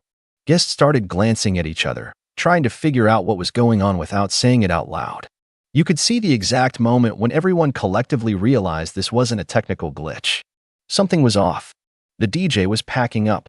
One of the catering staff whispered something to the bartender, who instantly froze with a half-poured drink in his hand. My mom was the first to react. She moved quickly across the room, clutching the hem of her blouse like she was about to deliver a lecture. Her eyes darted toward the kitchen, then landed on me. I stood calmly, sipping from the glass of champagne that now felt wildly inappropriate in a room full of confused guests and half-eaten hors d'oeuvres. Eric, she said sharply, voice low but firm. Can we talk? In private. I smiled politely. Of course. She led me to the hallway just off the living room, near the old closet where we used to keep board games and winter coats. I followed slowly, deliberately, letting the hush of the room settle in behind us. As soon as we were alone, she rounded on me. What did you do? She demanded, not even trying to hide her panic. I raised an eyebrow. What do you mean? You know what I mean. The music. The food. I just got a call from the bakery saying the cake order was voided due to unauthorized payment activity. What's going on? I pretended to think for a second. Well, I disputed all the charges, since they were made without my knowledge or consent. Her eyes widened, and for the first time in years, I saw something close to fear flicker across her face. Not fear for my safety. Not fear that I'd been hurt. Fear that her perfect little illusion was unraveling. You're overreacting, she snapped. We only used your card because it was already saved in the system. You always offer to help. What's the big deal? You didn't ask, I said, voice low. You didn't even tell me. I walked into a party I didn't know was happening and found out my brother's marrying my ex. And instead of showing any sort of decency, you smiled like it was a cute surprise. Oh, come on, she hissed, glancing back toward the living room like someone might overhear. You and Clara broke up forever ago. You need to let it go. That's not the point. Then what is the point, Eric? Are you really going to ruin this for your brother because your feelings are hurt? I let that hang in the air. It was such a perfect encapsulation of everything I'd lived through in that house. A lifetime of being told to stay quiet, be useful, suppress everything because someone else needed the spotlight more. My brother could crash my car, lie to my face, and now marry my ex, and still, I was the one being accused of making things difficult. My feelings, I repeated, stepping in just slightly. Mom, you used me. Again. And not just financially. You acted like I was furniture. Like I didn't matter. And now you want me to feel guilty for drawing a line. Her nostrils flared. You've always been so dramatic. That did it. I laughed. Not loud. Not bitter. Just one of those soft, tired laughs that comes out when someone's finally pushed you to the edge of caring. I'm not being dramatic, I said. I'm being done. She stared at me, trying to gauge whether I was bluffing. I didn't blink. You'll regret this, she said finally, like it was a threat wrapped in disappointment. No, I said, stepping past her. I think I've regretted enough already. I walked back into the living room. The energy had completely drained out of the space. Guests were still there, awkwardly sipping from half-filled glasses. Some had started to gather their coats. The catering trays were being wheeled out. Someone muttered, "Are they shutting down?" Clara stood near the fireplace, arms crossed tightly over her stomach. She looked nervous now. Not heartbroken. Not devastated. Just nervous.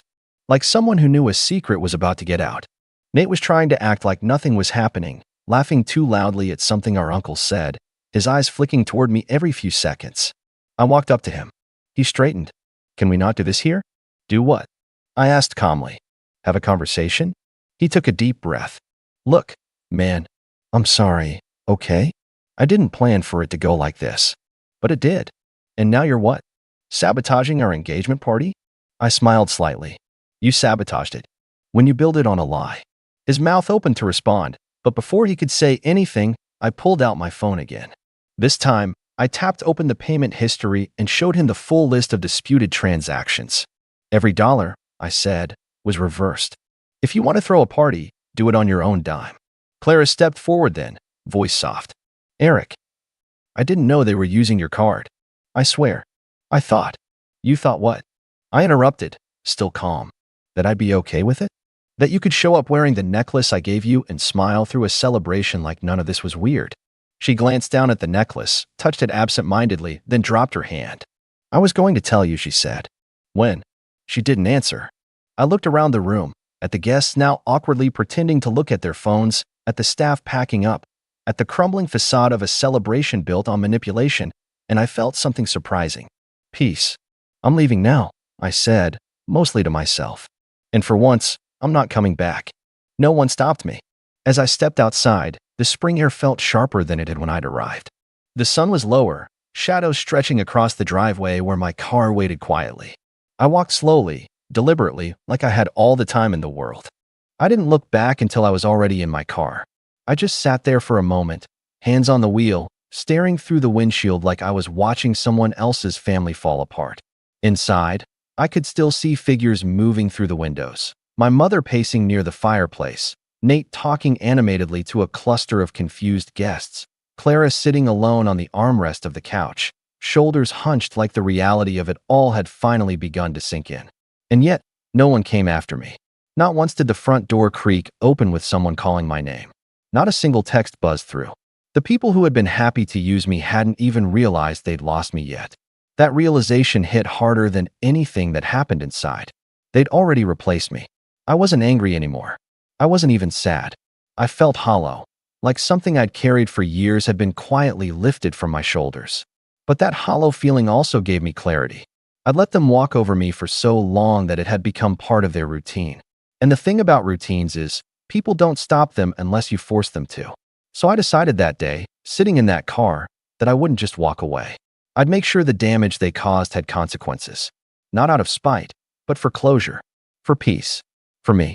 That night, I packed a bag and drove 3 hours out of the city to a cabin I used to rent every winter for solo getaways. I hadn't been there in years, but the owner still remembered me. She handed over the key with a smile and didn't ask questions when I paid for 2 weeks in full. I turned off my phone for the first 3 days, and it was glorious. No buzzing, no missed calls, no forced explanations, just silence, trees, and the sound of rain tapping on the wooden deck outside the cabin. But on the 4th day, I turned my phone back on, not to reconnect, but to finish what I started. I checked my inbox. 47 missed calls, dozens of texts, a handful of voicemails. Most were from Nate, a few from Clara, the rest were from Mom. I listened to one voicemail from Nate. It started out defensive, turned angry, then almost pleading by the end. Eric, man, you embarrassed us in front of everyone. I don't know what you thought you were doing, but this isn't the way to handle it. Look, just call me, all right? We can figure this out. It doesn't have to be this messy, didn't it? I opened my laptop and started working. I wasn't going to let the dust settle and allow them to move on like nothing happened. Because I wasn't just some forgotten background character in their story. I had been their foundation for years. Financially, emotionally, practically. And they'd chipped away at me until I had nothing left to give. So I gave them something else instead. It started with the bank. Since I'd co-signed for Nate's apartment lease 2 years ago, I sent an official revocation of guarantor status, which I was legally allowed to do since the lease was up for renewal. I also flagged the utilities that were still under my name. Yes, he'd never transferred them over, and canceled every single one with notice. No heat, no water, no internet. Let him figure that out. Then I contacted the university financial office. Nate had failed to meet academic probation terms.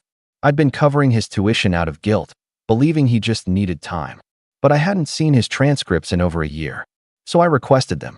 He hadn't passed a class in 3 semesters. I revoked my payment authorization and submitted a fraud complaint. The email I sent included screenshots of his own messages admitting he used the money elsewhere, including a note from last December saying, "Bro, don't worry, I'll pay you back after the holidays. Clara and I just needed a getaway." That getaway was a ski resort I couldn't afford to take myself to. I reported it. Then I turned to Clara. We'd been together 5 years, and during that time, she'd had access to a joint storage unit we'd rented together while we lived in the same apartment. After the breakup, I hadn't bothered to clear it out. It had my books, my old guitar, a few sentimental things. Guess what? She'd moved her stuff in, and never paid a cent. So I canceled the autopay, then submitted my termination of lease form. She'd get a notice within the week, remove all items by Friday, or face a lockout and auction. Finally, I handled the credit card issue. Although I disputed the charges, some vendors still held pending invoices. So I messaged them all personally, explained the situation truthfully, and ensured none of them would get stuck holding the bag. A few even thanked me for being honest. I also canceled every family member's secondary access to my Prime account, my Netflix, the Spotify plan I'd been paying for, and the shared Dropbox folder they'd used to plan vacations I wasn't invited to. It was all small stuff. Little conveniences I had always provided. They'd have to get their own now. Once everything was in motion, I sent one final group text. "Hi. I know you've all been trying to reach me. I've thought a lot about how to respond. The short version is, I'm done. I won't be paying for things anymore. I won't be available as your backup plan. I won't be the one you call when something breaks. I won't be in the background while you rewrite history. I'm not angry, but I've learned that being the reliable one only works if the people you help respect you. And you don't. I wish you all the best, but I won't be part of this anymore. Please don't contact me further." Then I blocked them. All of them. The silence afterward was the most peaceful thing I've ever experienced. Weeks passed. I stayed in that cabin, then rented another place in a different city. I started remote consulting, less stress, better pay, No obligation to smile through family dinners while they laughed at my expense. About a month later, I got a single email from Clara. The subject line read, "I'm sorry." I didn't open it. A part of me was curious. Maybe she finally understood what she'd done. Maybe she wanted to explain how things just happened, like everyone kept saying. But I wasn't interested in explanations anymore. I'd lived my whole life trying to be the guy who smoothed things over. And all it ever got me was a front row seat to betrayals dressed up as family. Now I'm the guy who left. The guy who pulled the plug on the lies. The guy who finally chose peace over approval. And I sleep better than I ever have. No more surprise parties. No more fake toasts. No more just one more favor. Just me. And the knowledge that when I finally walked away, I never looked back. My name's Jacob, I'm 30, and I never imagined that my birthday dinner would end up being the stage for the kind of humiliation that still echoes in my head. If you've ever felt like you were the outsider in your own marriage, the extra piece of luggage your in-laws couldn't wait to get rid of, you'll probably understand the pit that was already sitting in my stomach that night. I should have known something was off the moment I walked into the restaurant. The table was full. My wife, her parents, her two brothers, even her aunt and uncle. Everyone looked far too polished, as if they had been waiting for a show. My wife had her phone sitting face up on the table, like she was ready to capture some grand moment. At first, I thought maybe they had planned a surprise, something sweet. But the way my mother-in-law smirked when she saw me walk and told me otherwise. I've never gotten along with her. From the day I met her, she carried herself like she was auditioning for a role she had already decided I wasn't worthy of joining. According to her, I wasn't tall enough, successful enough, or polished enough for her daughter. She would make these little comments at every family gathering. "Are you still at that job, Jacob?" Or, "Don't worry, dear, not everyone can be ambitious." She'd slide the words in like a knife between the ribs, smiling sweetly to everyone else at the table while her eyes dared me to respond. I always held my tongue because my wife, at least back then, would squeeze my hand under the table, silently pleading for me not to make a scene. I thought I was keeping the peace. In reality, I was just letting them get comfortable disrespecting me. The first hint that my birthday dinner wasn't really about me came when the waiter asked about drinks. My father-in-law ordered an expensive bottle of wine without asking, and when the glasses were poured, he raised his to my wife instead of me. "To our daughter," he said, beaming with pride, for always knowing what's best for herself. Everyone clinked their glasses, and I sat there with mine untouched, wondering why no one had even said happy birthday. My wife gave me a quick smile, but didn't correct him. That was the moment I felt the first pang of realization. I wasn't the guest of honor. I was the entertainment. Dinner carried on with that same subtle cruelty. My brother-in-law asked loudly if I was still driving that old car, like the whole table hadn't heard him say it at least a dozen times before. His wife laughed, covering her mouth like it was some scandalous secret. My mother-in-law leaned over to whisper something into my wife's ear, and I caught the words "settling down eventually" and "real provider." Every comment was wrapped in the same mocking laughter, like they had rehearsed their lines before I arrived. I tried to keep my composure, eating quietly while my chest burned. Inside, I was screaming. Why was my wife allowing this? Why was she sitting there, phone propped up, recording pieces of me unraveling for her family's amusement? And then it happened. The moment that turned what should have been a celebration into a scene I'll never forget. My mother-in-law, still wearing that smug smile, reached into her handbag and pulled out a crisp stack of papers. She slid them across the table with a deliberate slowness, the way a card shark reveals the winning hand. "Happy birthday, Jacob," she said, her voice sweet as syrup.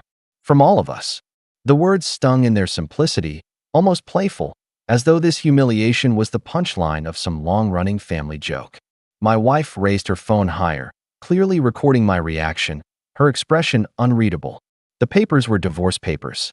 My name was there, typed neatly across the top, next to my wife's. Every eye at that table was on me, waiting for me to break, to stutter, to fight back. My father-in-law chuckled like it was the most natural thing in the world. One of the brothers muttered, "Finally," under his breath, and his wife snickered. I stared down at the papers, then at the faces around the table, realizing that they hadn't gathered to celebrate me. They had gathered to watch me fall apart. My heart hammered in my chest, but a strange calm washed over me, too. They thought they had won. They thought I was cornered. What they didn't know was that I had been preparing for this moment for a long, long time. I picked up the pen they had so generously provided, flipped through the pages without hesitation, and signed my name with a steady hand. The room went quiet, the smug smirks faltering. I closed the folder, slid it back across the table, and smiled, really smiled, for the first time that night. Then I stood up, pushed my chair back, and without a word, walked out of that restaurant. Behind me, I heard my wife's voice crack as she lowered her phone. My mother-in-law's confidence wavered in the silence I left behind. They didn't know yet, but I wasn't walking away empty-handed. I had already prepared something they could never see coming.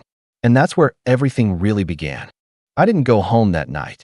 I couldn't stomach the thought of sitting across from my wife and pretending like everything was fine. Instead, I drove aimlessly for hours, replaying the dinner in my mind. The smirks, the laughter, the way she had propped up her phone like I was a circus act she couldn't wait to post online. It was almost midnight when I finally parked outside a cheap motel. The neon sign flickered like it was on its last breath, and for the first time in years, I felt like maybe I was breathing clearer than I had in my own home. I sat on the edge of the bed, staring at the divorce papers in my mind, thinking about how long this had been building. That wasn't just a birthday ambush. It was the climax of years of small cruelties. When you marry someone, you imagine their family might become your own. But from day one, my in-laws made sure I knew I'd never be part of theirs. The first Christmas I spent with them, I brought gifts for everyone. Nothing flashy, just thoughtful things I'd saved up for. When it came time to open them, my mother-in-law held up the scarf I'd picked for her, gave it one glance, and said, "Oh, that's nice. Did you get this on sale?" Then she turned to her husband and said, "Good thing you bought me the necklace I actually wanted." Everyone laughed, and I laughed too, pretending it didn't sting. It only escalated from there. My wife's family had a habit of talking about me like I wasn't in the room. They'd sit around their dining table, sipping wine and trading jabs. "Do you think he'll ever get promoted?" her brother would ask, smirking. "Don't hold your breath," her father would reply, chuckling. My wife, instead of standing up for me, would giggle nervously and change the subject. Later, in private, she'd tell me I was overreacting, that it was just how they are. I told myself she loved me, and that was enough. But every time I swallowed my pride, they tasted blood. The favoritism was the worst. Her brothers could do no wrong. One of them lost his job after getting caught drinking on the clock, and her parents threw him a "you'll bounce back" dinner, showering him with gifts to lift his spirits. Meanwhile, when I landed a major contract at work, a project that took months of sleepless nights, they barely acknowledged it. Her father actually rolled his eyes when I brought it up, muttering, "Don't bore us with office talk." But when one of the brothers landed a job that lasted 3 months before he quit, it was paraded around like a crowning achievement. And my wife? Slowly but surely, she started to mirror them. She began comparing me to her brothers, always unfavorably. "Ryan makes so much more than you," she'd sigh one night, even though Ryan had just borrowed money from their parents for the 3rd time that year. Or she'd say, "Daniel is so much more helpful with mom and dad," when in reality Daniel was living rent-free in their guest house, barely lifting a finger. I worked long hours, paid bills, and tried to build a future for us, but nothing ever seemed enough compared to her golden brothers. The manipulation was quieter, more insidious. My wife's parents controlled everything, where holidays were spent, what vacations were planned, even what house we bought. When we were searching, I found a modest place in a neighborhood I liked. It was close to my work, affordable, and had room to grow into. My wife seemed to like it too, until her mother told her it was beneath her. Suddenly, my wife hated it. We ended up buying a place across town, one her father helped us with. His help came with strings, of course. He would stop by unannounced, criticize my landscaping, point out that this house wouldn't even be yours if it weren't for us. And my wife would just nod along. The final months before the birthday dinner were like living in a slow-motion car crash. I could see what was happening, but I couldn't stop it. My wife started to spend more time at her parents' house than at ours. She would forget to tell me about family gatherings until the last minute, then guilt-trip me for not attending. Sometimes, I'd come home and find her already at her mother's, phone buzzing with messages in their group chat, messages I was never included in. I wasn't her partner anymore. I was an accessory they were working hard to discard. And discard me they did, on my birthday, of all days. But here's the thing. While they thought they were pulling the strings, I had already started weaving my own net. Weeks before that dinner, I noticed things, whispers that didn't add up, financial choices that seemed suspicious, and a smugness in my wife's demeanor that made me realize she was in on something larger than I had first thought. I began quietly gathering what I needed. Paperwork, receipts, records, things they had no idea I could access. So when I signed those papers in front of all of them, it wasn't because I was defeated. It was because I was already 10 steps ahead. But before I could execute my plan, before the scales could finally tip, there was still more cruelty to endure, moments that would make me doubt myself, moments that would make me wonder if walking away quietly might have been the easier path. But if there's one thing I've learned, it's this. Sometimes the rising tension is what makes the revenge so much sweeter. And the weeks that followed the dinner? That's when the real games began. The weeks after that dinner felt like I was living in two parallel worlds. On the surface, my wife and her family behaved as if nothing had happened. My wife came home with her usual rehearsed smile, kissed me on the cheek, and asked about my day as though she hadn't just sat there while her mother slid divorce papers across the table. It was almost eerie, like they thought if they ignored the confrontation, I'd do the same.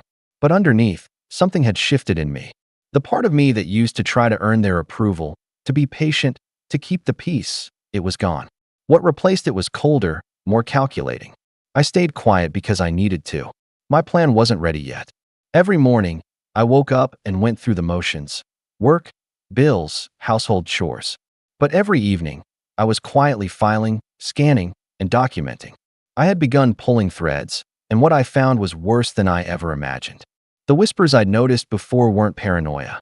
They were breadcrumbs leading to something much larger. The betrayal came crashing down one night, about 3 weeks after the birthday dinner. I remember it vividly. It was raining hard, the kind of storm that makes the whole house feel restless. My wife was out visiting her mother. She had been doing that more often lately, always with some excuse about needing to help with groceries or family planning. I didn't buy it. Something gnawed at me, an instinct I couldn't ignore anymore. Her laptop was sitting on the dining table, lid halfway open, like it was daring me to look. I had never been the type to snoop. I believed in trust, or at least I used to. But that night, with the rain pounding the windows and my gut screaming at me, I opened it. The first thing that hit me was the group chat. Not one I had ever seen before. It was titled Family Plan. My wife, her parents, her brothers, even her aunt were in it. Message after message scrolled before me, each one like a knife. Her mother, he signed them. Can you believe he didn't even fight? Pathetic. Her father, he'll be out soon enough. Make sure he doesn't take anything important. Her brother Ryan. Don't worry, he's too stupid to cover himself. The house is basically ours anyway. And then to my wife, relax. He has no idea what we've already moved. I froze. My chest tightened as I scrolled further. They weren't just pushing me out of the family. They were planning to strip me clean. Bank accounts, assets, even my personal belongings. There were screenshots of transfers, photos of furniture moved into storage units, even a casual mention of selling off his stuff before he notices. And then I saw the final blow, a message from my wife to her mother. He'll never see it coming. By the time he realizes what's happened, he'll have nothing left. Just how you want it. I sat there in silence, the glow of the screen burning into me. My own wife. The woman I had trusted, defended, loved, and built a life with. She was orchestrating my downfall alongside the people who had hated me since day one. All those times I thought she was caught between us, pressured by her family. She wasn't caught at all. She was leading the charge. The betrayal was absolute. It wasn't just the divorce. It wasn't just the humiliation. It was the discovery that the person I had shared my life with was actively gutting me behind my back. Every smile she gave me, every reassurance she whispered late at night, it was all a performance while she lined up the knives. I closed the laptop and just sat there in the dark, listening to the storm. My hands trembled, but not from fear. Something inside me shifted that night. Whatever part of me still clung to hope that things could be fixed, that maybe my wife loved me beneath it all, that part died the moment I read those words. From then on, there was no turning back. I wasn't just going to leave quietly. I wasn't just going to walk away. I was going to make sure that when I was done, They'd never forget the day they tried to strip me of everything. But first, I had to endure. I had to let them think they were still winning. And in the days that followed, they doubled down in ways that tested every ounce of patience I had left. And then came the night when the betrayal stopped being digital whispers and became something tangible, something I couldn't unsee. That was the moment everything snapped. The night I read those messages, I thought I'd already hit the bottom. I thought the worst betrayal was discovering the truth written in my wife's own words. But I was wrong. Rock bottom wasn't the betrayal itself. It was living in the aftermath of knowing and still having to play along. The days that followed blurred together, each one heavier than the last. My wife carried on like nothing had happened, greeting me with a kiss on the cheek, asking about my workday, making dinner. To anyone else, it would have looked like we were a normal couple. But I couldn't forget the chat, her words, or the casual cruelty she had typed with her own fingers. Every time she smiled at me, I saw the mask she wore. Every time she touched my arm, I wondered if she was calculating how much longer until it was gone from under her hand. Her family, emboldened by my silence, grew bolder. Her father began dropping by more often, striding through the front door without knocking, reminding me casually about how this house really wouldn't be yours without us. Her mother would call my wife on speakerphone while I sat in the same room, talking as if I weren't there. "Once Jacob's out, we'll finally make this place livable," she said once, her voice dripping with disdain. My wife laughed, as though it were the most natural thing in the world. And the worst part? My own home stopped feeling like mine. Furniture I had bought started disappearing. My favorite leather chair vanished one Saturday while I was at work, replaced with one her mother had always wanted her to have. When I asked about it, my wife waved a dismissive hand. It didn't fit the space anymore. Mom helped me redecorate. I checked the garage, the basement gone. It wasn't just the chair. One by one, my things began to vanish. Tools, keepsakes, even a watch my late grandfather had given me. Each time I noticed, my wife had a quick excuse, too quick. And I knew where they were going. Into those storage units her family had bragged about in that chat. Financially, the noose was tightening as well. Joint accounts suddenly drained without explanation.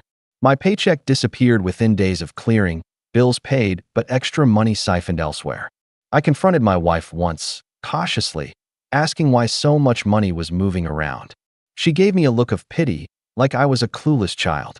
"Don't worry about it. Dad's helping us manage things so we don't sink. You should be grateful." Grateful for having my own earnings funneled into their pockets. That was when the weight of it all nearly crushed me. Nights became the hardest. I would lie in bed beside her, staring at the ceiling, every muscle tense while she slept peacefully inches away. I couldn't rest, couldn't think of anything else but the storm I was in the middle of. My chest ached constantly, a knot of anxiety that never loosened. Friends called, but I ignored them. I didn't know how to explain without sounding like I was unraveling. And in truth, I was. I stopped eating much. Coffee became my fuel, a way to get through long hours at work where I put on a mask of professionalism. But the moment I walked through my front door, the mask slipped.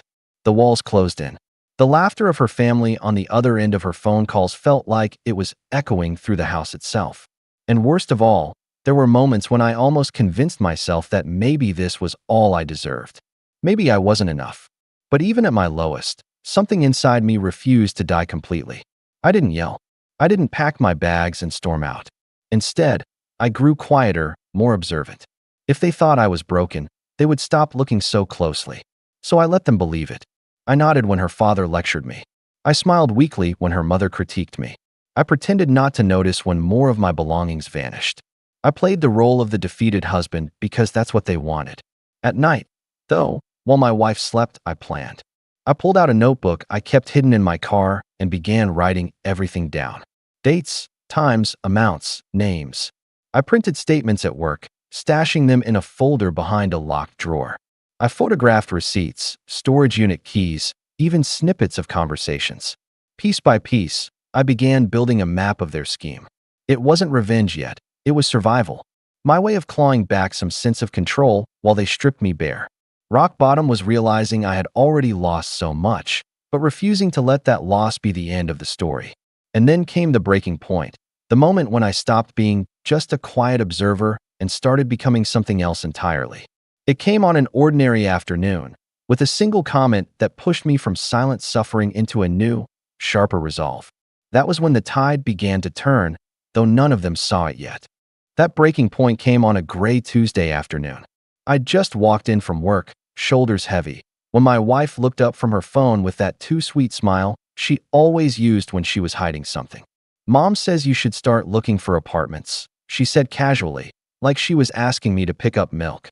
"You know, something affordable. It'll be easier for everyone once this is finalized." Her tone, that air of superiority, struck me harder than her words. It wasn't even her idea, it was her mother's. And she wasn't suggesting it. She was informing me, like the decision had already been made. Something inside me hardened. I nodded, said nothing, and went upstairs. But in that silence, in that tiny act of swallowing my pride instead of fighting back, I realized I had already turned a corner. I wasn't broken anymore. I was done waiting for them to destroy me. I was going to build myself back up, not just for survival, but for the satisfaction of watching their faces when they realized I was untouchable. The first step was reclaiming my energy. I stopped wasting nights staring at the ceiling. Instead, I got up early, started running again. At first it was grueling. I was out of shape, my lungs burned, my legs screamed. But after a few weeks, I felt stronger, clearer. The fog in my mind began to lift. Work, too, became an outlet. I poured myself into projects, staying late not because I had to, but because I wanted to. My boss noticed. He pulled me aside one day and said, "Jacob, I've been watching the way you handle things under pressure. I think it's time we talked about moving you up." That was the moment the climb began. Within weeks, I was sitting in meetings I'd never been invited to before, my name suddenly attached to bigger clients, bigger numbers. The raise came quietly, almost as if my boss wanted to shield me from envy, but the bump was substantial. More importantly, I had leverage, independence. Money was no longer flowing straight through my hands into accounts I couldn't touch. I opened new ones, carefully, discreetly, diverting funds before they could vanish. Every paycheck became a little more secure. Outside of work, I started reaching out to old friends again. People I had let drift away during the years of suffocating under my wife's family shadow. Some were surprised to hear from me, but most welcomed me back with open arms. Drinks after work turned into late-night conversations, and I remembered what it felt like to laugh without looking over my shoulder. One friend, an old college buddy, even reconnected me with a financial advisor he trusted. Quietly, I began shifting pieces of my life into safer hands, assets they didn't even know I had. Meanwhile, I perfected the mask. At home, I played the role of the docile husband better than ever. I nodded when my wife talked about our future plans with her family. I feigned cluelessness when her father dropped not-so-subtle hints about the house being in their names soon. I even complimented her mother's redecorating choices, smiling as if I hadn't noticed that each new change erased another piece of me. They grew more confident, more careless, while I grew sharper. And then there were the small victories, the ones that no one else saw. Like the afternoon my wife handed me a bill to pay. "Dad said this one's urgent," and I looked her straight in the eye, smiled, and told her I'd already taken care of it. What she didn't know was that I had rerouted the money, creating a trail only I could follow. Or the evening her brother Ryan bragged about a big investment he was making with their parents' help, not realizing that the account he thought was feeding it had already been frozen under my quiet, legal maneuvering. Piece by piece, I was rising. I wasn't flaunting it. Not yet. But inside, I felt taller, stronger. The nights were no longer sleepless. They were filled with plans. My notebook, once scribbled with desperation, became a blueprint. I knew where the money was going. I knew who was involved. I knew exactly how to pull the rug out from under them. The shift was so gradual they didn't notice. My wife still thought she was leading the game, still thought her secret chats and whispered plans were invisible to me. Her mother still looked at me with that same condescending smirk. But beneath the surface, power was shifting. They were playing checkers while I had quietly started a game of chess. And just when I thought I was prepared, fate handed me something even better, a piece of information, almost too perfect, that changed everything. It fell into my lap during a routine day, disguised as ordinary paperwork. But when I looked closer, I realized it wasn't just useful, it was the key I had been waiting for. That was the moment I stopped planning revenge in theory. That was the moment I started preparing for the execution. The discovery came in the most mundane way possible. An envelope slipped into our mailbox one Thursday afternoon. It was addressed to my wife, but the return address caught my eye, a local law firm, one I recognized from my own line of work. Curiosity gnawed at me. Normally, I wouldn't have touched her mail, but given everything I'd already uncovered, my conscience was clear. I slid it open carefully, and what I found nearly made me laugh out loud. Inside was a preliminary draft of a trust agreement. My wife's name was on it, along with her parents and brothers. The wording made it clear. Once the divorce went through, any joint assets from our marriage would be funneled into this family trust. They were planning to lock me out entirely, house, accounts, even personal investments I had made. To them, it was airtight. To me, it was the missing puzzle piece. The irony was delicious. In their eagerness to put everything in writing, they had handed me proof of their collusion. And better yet, the draft contained enough errors to be legally questionable. I tucked the envelope away in my locked drawer at work, the edges of my plan starting to crystallize. That same week, my promotion at work became official. My new role gave me access to higher-level accounts and contacts I hadn't had before. Among them was a former colleague who had transitioned into family law. We caught up over coffee, and while I didn't spill everything right away, I tested the waters by describing a hypothetical situation. The way his eyebrows shot up told me I wasn't crazy. "If that's true," he said, leaning in, "you're sitting on a gold mine of leverage." It was the first time someone outside my head confirmed what I already felt. I wasn't just surviving anymore. I was in a powerful position. From there, my quiet setup began. I opened a private account with the help of that financial advisor my friend had connected me to, carefully redirecting my income. I started moving small but significant amounts into safe investments, things they couldn't touch without me. At the same time, I doubled down on gathering proof. Screenshots of the family chat, copies of the trust draft, records of the furniture and valuables disappearing. I cataloged everything. I even installed a discreet camera in the garage after noticing more of my belongings were vanishing. Within a week, I had footage of her brother loading my tools into his truck while my wife held the door open for him. And then came the moment that sealed their fate. One night, my wife left her laptop open again, this time with her email pulled up. I shouldn't have looked, but I did. There, in black and white, was a message from her to her mother. "Once Jacob signs the settlement, we'll be free. Dad said he can move the title paperwork that same week." Attached was a scan of our property deed. My name, clear as day, already marked for removal. They weren't just plotting, they were scheduling my erasure like a meeting on their calendar. But here's the part they didn't realize. That property deed, the house they loved to lord over me, wasn't as cleanly theirs as they thought. My promotion had given me access to corporate legal counsel, and with a quiet consultation, I learned something they hadn't bothered to check.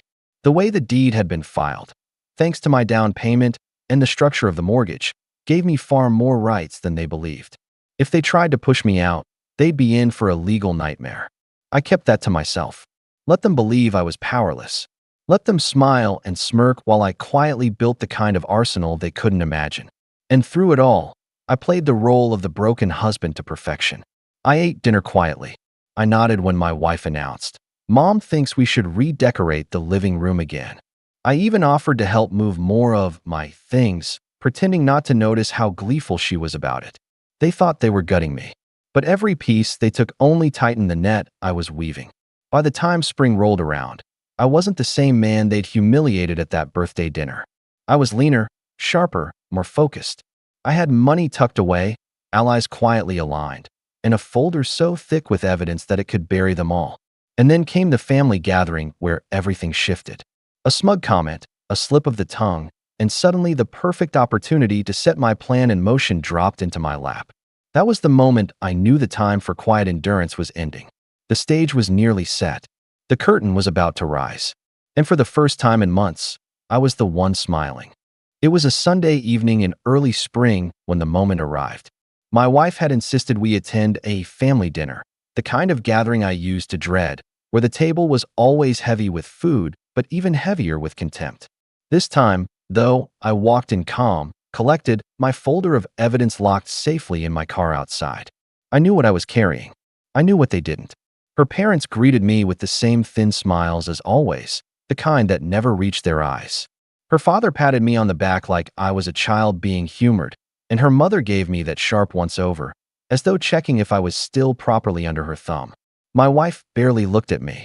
She was too busy whispering to her brother, both of them grinning like children sharing a secret. We sat down, and as always, the conversation turned against me within minutes.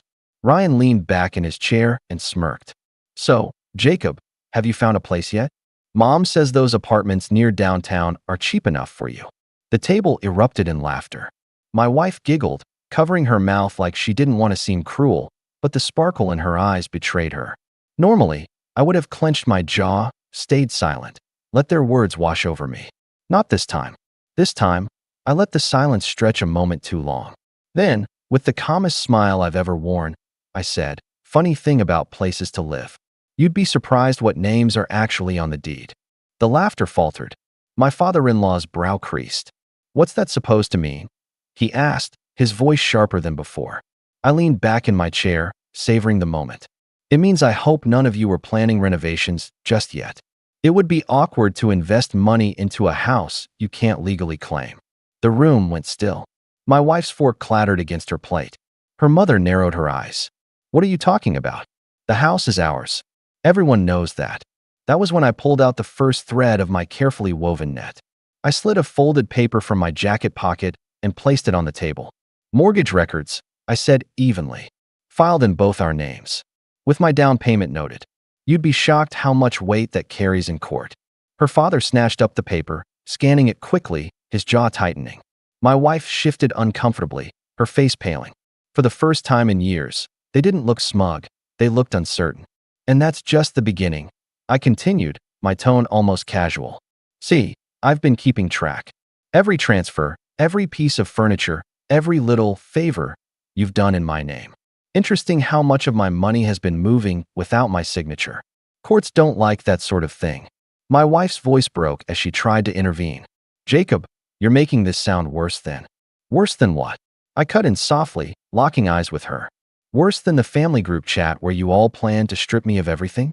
Or worse than the draft trust agreement you so carelessly left lying around?" Her face drained of color. She opened her mouth, but nothing came out. Her brothers exchanged uneasy glances. Even her mother, always the sharpest tongue at the table, had fallen silent. I leaned forward, resting my elbows on the table. "Here's the reality. You thought you had me cornered. You thought I'd walk away with nothing. But what you didn't count on was me paying attention. Every message, every receipt, every recording, I have it all. And if I were to walk into court tomorrow, not only would you lose your precious plan, but some of you might face questions about fraud." The weight of the word fraud hung in the air like smoke. Ryan muttered something under his breath, and Daniel actually pushed his chair back as if to distance himself. My wife's mother's lips trembled before she forced them into a tight line. "And the best part," I added, letting a small smile curl my lips, "I don't even have to rush. I've already secured myself financially. I've already moved on professionally. I'm not the one at risk anymore. You are." For the first time in years, I wasn't the outsider at their table. I was the one holding the cards. I stood slowly, letting my chair scrape back across the hardwood. "Dinner was lovely," I said lightly, sliding my hands into my pockets. "But I think I've had enough for one lifetime. Don't worry, you'll be hearing from me soon." As I walked out of that house, I didn't hear laughter behind me. I didn't hear mocking voices or smug chuckles. I heard silence. Thick, heavy silence. And in that silence, I knew my revenge had only just begun. Because the next step wasn't just shaking their confidence. It was making sure every last one of them faced the fallout they so richly deserved. The fallout came quicker than even I anticipated. Within a week of that dinner, I had filed the necessary motions with my attorney, armed with the folder I had been building for months. The look on his face when he saw the group chat screenshots, the trust draft, and the video footage of my brother-in-law hauling away my belongings was priceless. "Jacob," he said, tapping the papers with a grin, "this isn't just leverage. This is a wrecking ball." The legal wheels began to turn, and suddenly the family who had once laughed at me was scrambling. My wife received notice of my countersuit, and the shock was written all over her face. She tried to plead with me in the kitchen one night, her voice trembling. "We can work this out quietly, Jacob. You don't have to drag everyone into this." I looked at her, truly looked at her, And for the first time, I felt nothing. No love, no anger, just a cool certainty. You already dragged everyone into this, I replied. Now you get to live with the consequences. Her parents weren't spared either. When my attorney presented evidence of their financial meddling, the judge wasted no time freezing the accounts tied to the trust they had so proudly drafted. The family fund they thought would secure their wealth became the very rope that tied them down. My father-in-law's face turned crimson in court, sputtering about misunderstandings, while my mother-in-law sat pale and rigid, her once sharp tongue silenced by the weight of undeniable proof. Ryan and Daniel tried to play innocent, claiming they had only followed their parents' lead. But the footage of Ryan carrying my tools and the paper trail of Daniel borrowing from joint accounts buried their excuses. The judge ordered restitution, and suddenly the Golden Boys were scrambling for loans, their smug grins replaced by panic. As for the house, the crown jewel they thought they'd steal out from under me, it remained mine. The court ruled firmly in my favor, recognizing my down payment, my mortgage contributions, and the blatant fraud attempted against me. My wife was ordered to vacate within 30 days. Watching her pack her things, the same woman who once recorded my humiliation with glee, was a strange mix of cathartic and surreal. She muttered bitter words under her breath, but her eyes never met mine. She knew she had lost. The final blow, though, came in the form of reputation. The family who once strutted around town with superiority suddenly found themselves whispered about. Their business associates, neighbors, even extended relatives, all had caught wind of the court case. The same people they tried so hard to impress now avoided them. The empire of control they had built crumbled, not with fire and fury, but with the quiet erosion of respect and trust. For me, life became lighter. My promotion flourished into a leadership role, my private accounts secured my independence, and I even found myself reconnecting with old friends in ways I hadn't thought possible. The house, once suffocating with their presence, became mine in truth, every corner a reminder not of what I lost, but of what I reclaimed. Months later, I drove past their family home out of curiosity. The shutters were drawn, the yard unkempt, the once bustling house eerily quiet. They had retreated into the shadows, broken by their own schemes. And as I parked back at my place, stepping out into the calm evening air, I couldn't help but think back to that birthday dinner. The smirks, the laughter, the humiliation they thought would define me. They were right about one thing, it did define me. Just not the way they intended. Because that night, when I signed those papers and walked out, they believed I was finished. In reality, it was the day they signed away their own downfall. And in the silence they left behind, I finally smiled. I'm Alex, 28, and for as long as I can remember, I've been the wallet of the family. Not in a metaphorical sense, literally. Once I landed my first real job out of college, a mid-level programming position at a fintech startup, it was like my parents and brother decided I'd become the family's personal ATM. At first, it was small stuff, $1.40 here for groceries, $100 there for the electricity bill. It felt good to help. I was fresh into adulthood, finally able to give back a little. But gradually, the asks became demands. And the demands became expectations. And the expectations turned into guilt trips if I ever dared say no. It didn't help that my brother Mason, older by 2 years, never seemed to have to prove anything. He flunked out of college his sophomore year, hopped between gigs, and somehow still lived in the house my grandparents had left behind, rent-free, with my parents. He drove a car I'd helped finance. He ate food I stocked the fridge with. He streamed Netflix and HBO on my accounts. And yet, at every family gathering, every dinner, every Thanksgiving, he was still the favorite son. Because Mason's charismatic, Mom would say when I asked why he never got called out for anything. He brings life to the house. Translation, I was the one who paid the bills, and he was the one who got to enjoy them. The worst part wasn't even the money. It was the way they talked about me when they thought I couldn't hear. Or worse, when they knew I could. Like last year at Thanksgiving, when I flew in from Chicago, took a cab to the old family house, and walked through the door carrying groceries I'd bought along the way, only to hear Mason mutter under his breath to my mom, "Look who's here, Mr. Pay for Everything. You think he'd visit if we didn't expect him to bring something?" Mom didn't even try to whisper, "Oh, please. Alex only gets respect when he pays for it." They both laughed. Laughed. Like that was some private joke they'd been sharing for years. That night, I didn't confront them. I just smiled, helped set the table, poured the wine. I even did the dishes after dinner. Because that's what I always did. I was the responsible one, the dependable one, the one who made it. So I was expected to be okay with the disrespect. The favoritism. The way my name only came up when someone needed a check or a ride or a bailout. But something changed in me that weekend. Maybe it was the look on my face in the bathroom mirror later that night, when I realized I didn't even recognize the person staring back. Or maybe it was when I saw the framed family photo on the mantle. Mason in the center, arms slung around Mom, Dad on his other side, and me awkwardly cropped off at the edge, like a guest in my own life. So I started planning. I didn't storm out or cut anyone off. That would have been too easy and too satisfying for them, honestly. They would have twisted it into more ammo. See, Alex always thinks he's better than us. Instead, I pulled back. Quietly, methodically. I stopped offering to cover bills. If they asked, I'd say I had a tight quarter at work. If they pushed, I'd stall. I canceled the auto renewal on the streaming services they used, let the shared family phone plan expire, and moved all my cloud data out of the joint folder they always snooped through. But the real move? That took a little more time. You see, what they never paid attention to was that when my grandfather passed, he left the house in a legal limbo. There was no clear will, at least none they saw. Just an old draft with handwritten notes in the margins, some ambiguous language, and a lot of assumptions. Everyone assumed the house defaulted to my mom, the only child. She assumed it was hers, and so did my dad and brother. What they didn't know was that after the funeral, I sat down with Grandpa's lawyer, who pulled me aside and handed me an envelope.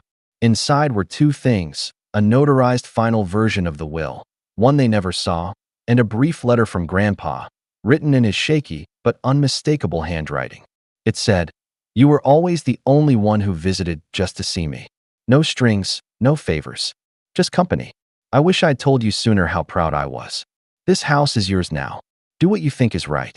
I didn't touch that deed for over a year. I wasn't ready. I kept paying the property taxes out of my own account and letting them live there like it still belonged to them.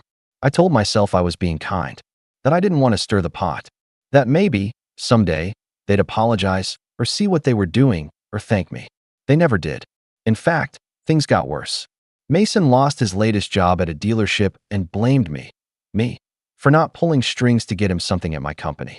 Mom started calling me less, except to send vague texts like, "We need to talk. Can you send something for groceries?" Or, "Mason's car insurance lapsed again. Can you help just this once?" The final straw came last week. My birthday. I didn't expect much. Maybe a card, a call. Instead, I got tagged in a Facebook post. A picture of Mason at some fancy steakhouse, Mom and Dad on either side, big glasses of wine raised in a toast. The caption? "Celebrating Mason's hard work and future success. So proud of our rock." I wasn't invited. I wasn't mentioned. Not even a message. That was it. I booked a flight for that Friday and showed up unannounced. I still had a key. They were all in the living room, half watching TV and half scrolling on their phones. Mason looked up like I was the pizza guy who brought the wrong order. "Didn't expect to see you," he said, tone already sarcastic. "I bet," I replied calmly. Dad didn't say anything. Mom made that tight-lipped smile she always did when she was annoyed. "We're a little busy right now, Alex. Can it wait?" I walked over to the dining table and sat down. Opened my bag. Took out the folder. Mason chuckled. "Let me guess, bills?"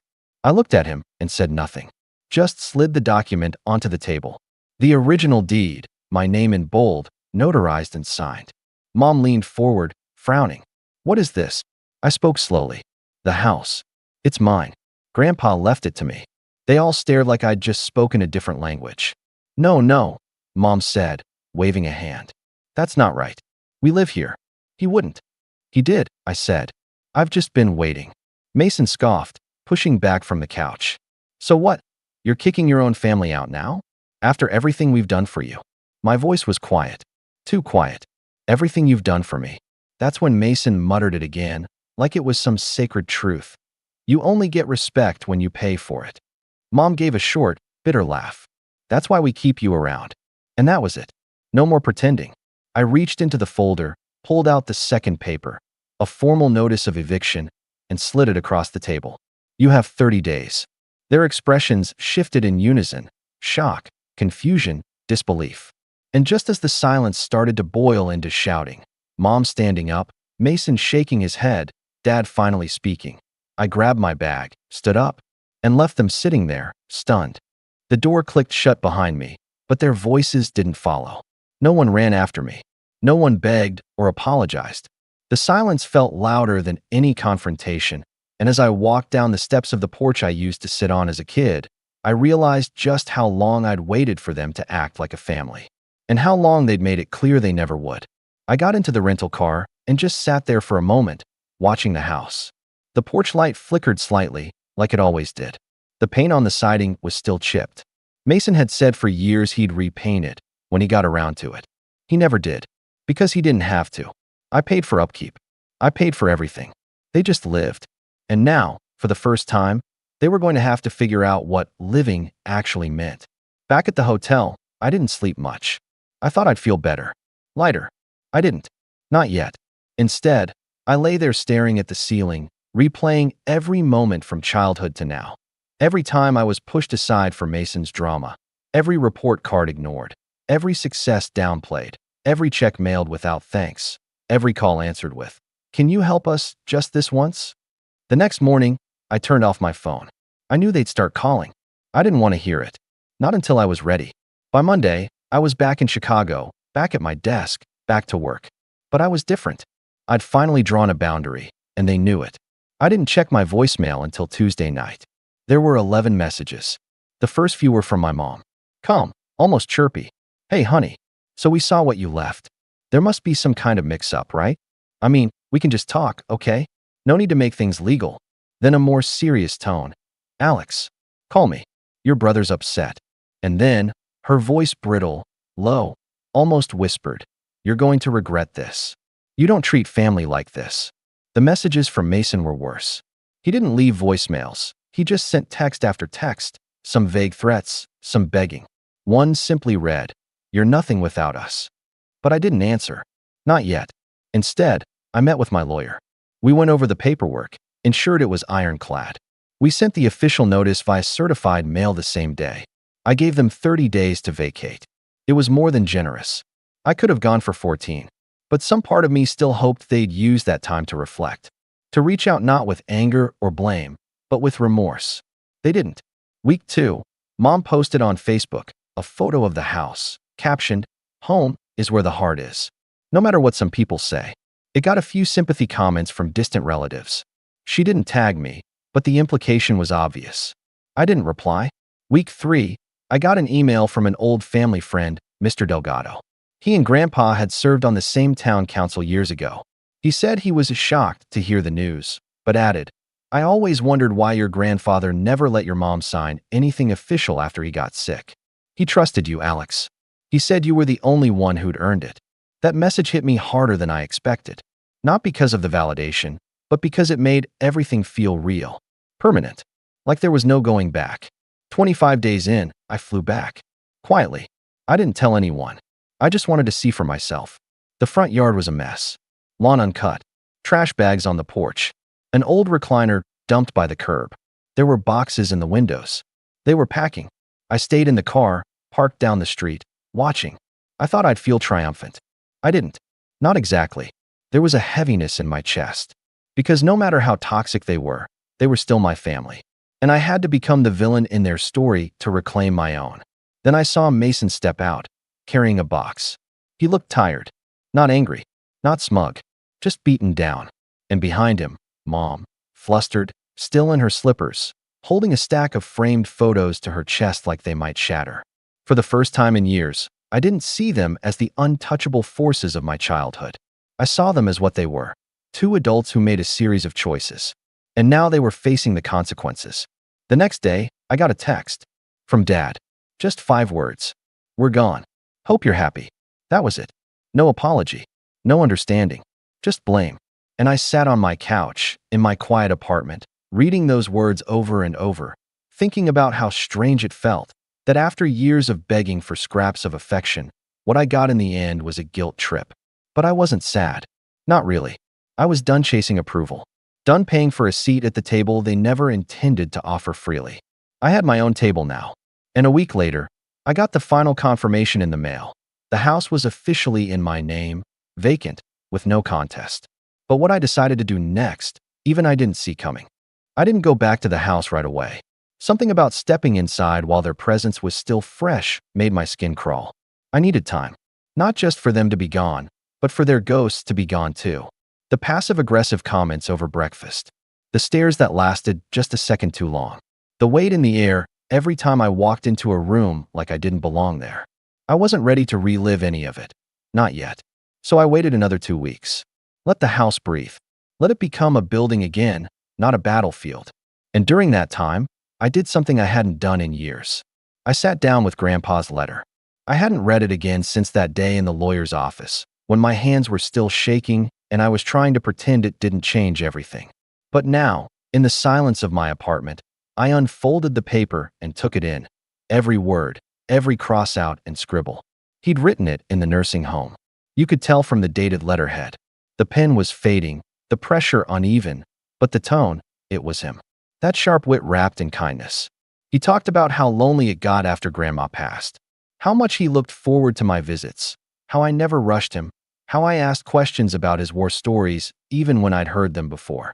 He said he saw himself in me, but a better version. Smarter, kinder, stronger. And then, the last line. Take this house and make it yours. Not for them. For you. Build something you can be proud of. I didn't cry. I just sat there for a long time, holding the paper like it might fall apart if I let go. And that's when I made the decision. The next weekend, I drove out early. The sun hadn't fully come up yet when I pulled into the driveway. It was surreal, seeing the house like that. Empty. Still. The porch creaked under my feet like it remembered me. Inside, it was eerie. Boxes gone. Rooms cleared out. But the smell was still there. That strange mix of dust, old curtains, and lemon cleaning wipes. I wandered through the hallways slowly, brushing my fingers along the walls. The kitchen, where I used to do homework while Mason hogged the TV. The dining room, where every holiday turned into a stage play with me as the background extra. I made my way to the living room, and that's when I saw it. They'd left something behind. A photo frame, tucked into the corner of the bookshelf, almost hidden. It was a picture of the whole family, me, Mason, Mom, Dad, and Grandpa, all in front of the house one summer. I was maybe 13. My head was turned slightly, like I wasn't ready, like I wasn't part of the moment. I stared at it for a while. Then I flipped it over. No message, just a crack in the wood where someone had clearly dropped it once. I set it down, face down on the table, and exhaled. That night, I didn't go back to Chicago. I brought a sleeping bag and stayed in my old bedroom, now completely stripped. I laid on the hardwood floor, staring up at the ceiling, and tried to imagine what Grandpa would want me to do. The next morning, I made some calls. By Tuesday, I'd hired a local renovation crew, not just for repainting and rewiring, but for a full overhaul. I wanted the house to breathe again, not as a museum to my childhood, but as something new, something I could walk through without flinching. And I had a plan, not to sell it, not to rent it out for a profit. I wanted to turn it into something useful, something better, a quiet place for people like me, people who had nowhere to go during the holidays, who were always the afterthought, who showed up with full hands and left with empty hearts. I started drafting the paperwork for a nonprofit housing initiative. Nothing big at first, just a pilot. One house, a proof of concept, a place for overlooked college students who'd aged out of foster care. I knew a few from my old campus days, and I remembered how invisible they felt. Always grateful, always quiet, always pretending they weren't carrying the world on their backs. I knew that feeling. The idea came together faster than I thought. A local social worker I knew from volunteering at food drives put me in touch with 2 students right away. One was studying biology while working nights at a gas station. The other was a nursing major trying to afford both rent and her mom's medication. Both of them had been couch surfing for weeks. I offered them each a room, rent-free. Just one rule: take care of the house and yourselves. By month's end, they'd moved in. And for the first time, the place felt warm. They cooked together, laughed in the kitchen, played music that filtered through the hallway. I visited every Sunday, not to check up, but to bring groceries and sit on the porch like Grandpa used to. I didn't feel like an outsider. I didn't feel like the wallet. I just felt human. But of course, peace never lasts forever. One night, about 3 weeks into the new arrangement, I got a call from the local hardware store. A man had come in asking questions about the house, saying he was the real owner. Said he was looking to buy parts for his porch. I asked for a description. Heavy set, buzz cut, wore a faded leather jacket with an old dealership patch on the shoulder. Mason. Apparently, he hadn't gone far. And he wasn't done. I didn't panic. Not immediately.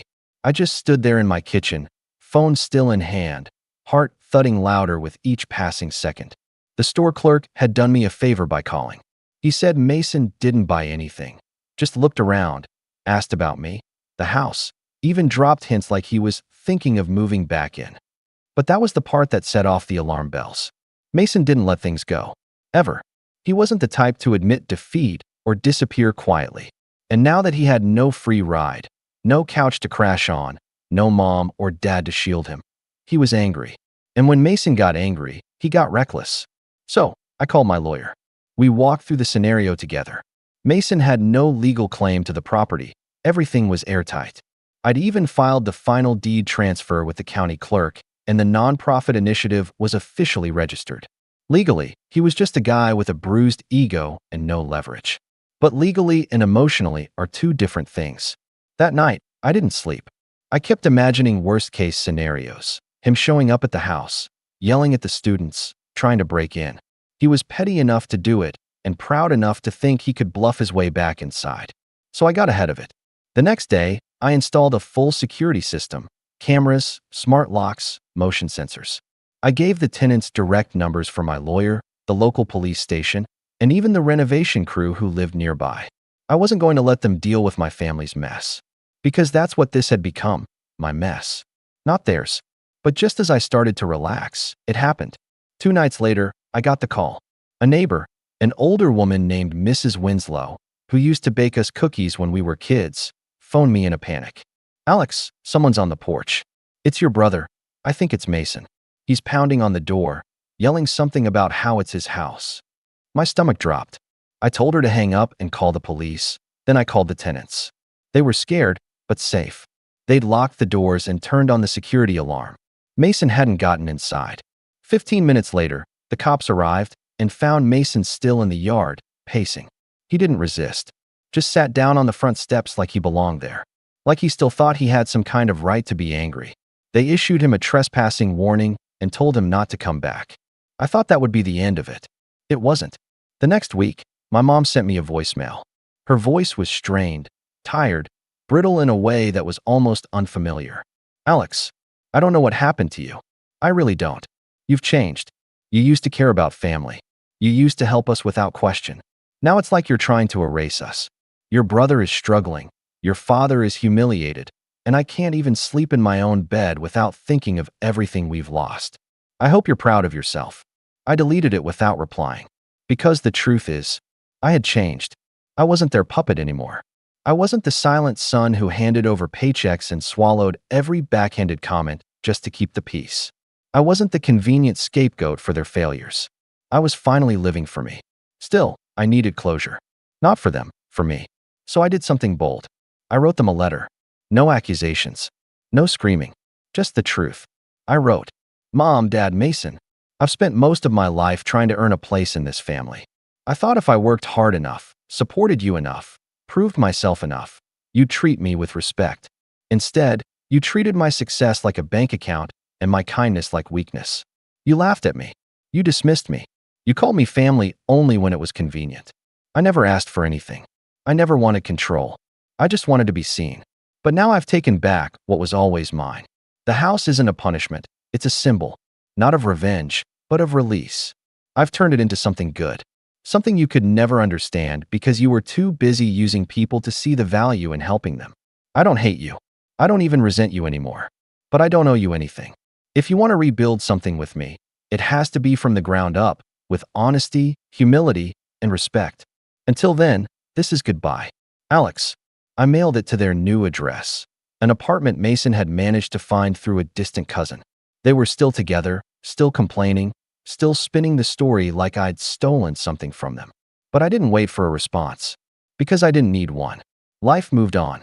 The nonprofit grew. Donations started coming in from old classmates, local businesses, even a few anonymous checks I suspected came from people like me. People who'd walked away from families that drained them. I hired more staff, renovated another property. By the end of the year, we had 4 students living in safety, building their futures, and reclaiming their dignity, just like I had. One afternoon, I returned to the original house to drop off a box of books. As I walked up the porch steps, I caught a glimpse of something I hadn't seen in years. One of the tenants, Sam, the nursing major, was sitting on the porch swing, her feet tucked under her, reading in the sun. It reminded me of Grandpa, of the days when he'd sit out there with a cup of tea and wave at every single person who passed. I smiled. "Hey," Sam said, looking up. "You're early." "Couldn't stay away," I said. And it was true. I wasn't haunted by the past anymore. I wasn't stuck in the roles they forced on me. I had peace. I had purpose. And for the first time in my life, I finally understood what family really meant. It's not blood. It's not obligation. It's the people who show up when you have nothing left to give, and give anyway. The house was no longer theirs. It wasn't even mine. It belonged to something bigger. And so did I. Nothing says Merry Christmas like your own family staging a roast with you as the punchline. I'm Kevin, 35, and I've always been the one who tried to keep the peace in our family. That's not a humble brag. It's a survival tactic. You see, my family doesn't do subtle. Every gathering is like a reality show reunion special. My younger brother, Nate, 32, plays the role of golden child with an obnoxious flair. My parents dote on him like he's some misunderstood genius, even though he's bounced through more business ventures than I've had tax seasons. My older sister, Renee, is cut from the same cloth, loud, petty, and quick to declare war over the wrong side of mashed potatoes. Meanwhile, I've always been the one in the background, calm, quiet, financially stable, and the first person everyone calls when their Wi-Fi's down or their rent's late. Growing up, I was the responsible one, which in family terms meant the one who doesn't make a scene and knows how to fix things. So I fixed things. Helped with bills when my dad lost his job. Paid for Nate's DUI lawyer. Covered Renee's tuition gap one semester without a single thank you. I didn't do it for gratitude. I did it because that's how I thought family worked. You show up, even when they don't ask nicely. You help, even when they pretend they never needed you to. But lately, something had shifted. It started small. I'd arrive at family dinners and find my name missing from the place cards. When I asked about it, Mom would say, "Oh, Kevin, you don't mind, do you?" and motion for me to grab a chair from the garage. If I brought wine, someone would laugh that it was the cheap kind, even if it was a $40 bottle. Little comments, barely veiled jabs. Some people think money replaces personality, or the classic, "Must be nice to be alone and selfish." I swallowed it all, every time, because I told myself they don't mean it. They're just being themselves. Then came the Christmas invitations, or rather, the lack of one.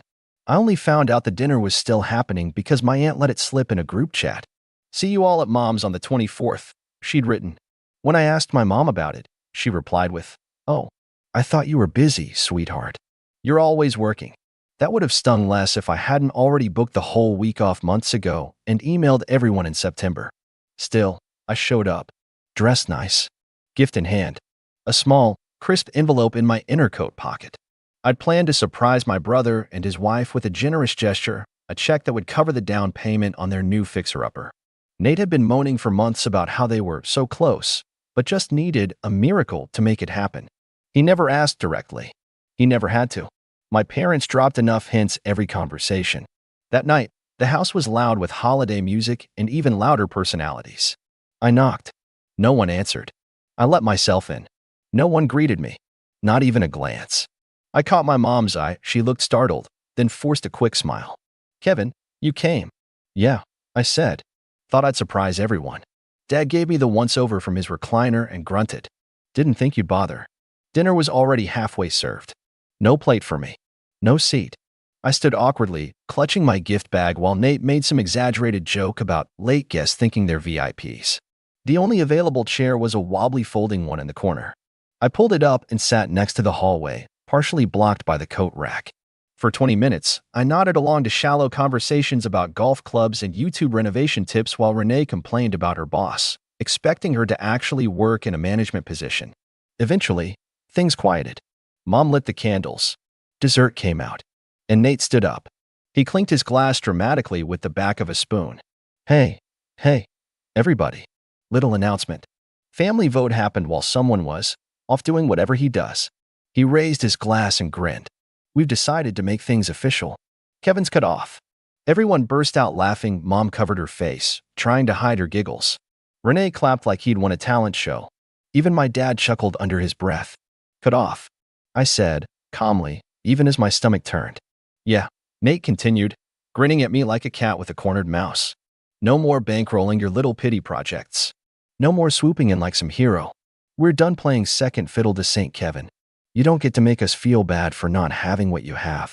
For a second, I just sat there. The room buzzed with self-satisfied smirks. I felt it, a kind of click inside me. Not rage. Not even sadness. Just clarity. The kind you get when you finally stop trying to fix what's broken and realize it's not your job to save a sinking ship when the crew's drilling holes. I stood up slowly, brushed a bit of lint off my jacket. Then I reached into my inner pocket and pulled out the envelope. The one with a check for $25,000 made out to my brother and his wife. Their names written in perfect ink, ready to be the miracle they'd been waiting for. I held it in my hand for a beat. Then I smiled, looked right at Nate, and said, "Then you won't be needing this." The room went dead silent. My mom's eyes flicked to the envelope. She blinked like she was trying to process what just happened. My dad leaned forward. Nate's grin faltered, replaced by confusion, then disbelief, and something uglier. His wife gasped. "Wait, is that?" But I wasn't looking at them anymore. I turned, slowly folded the envelope, slid it back into my coat, and buttoned it shut.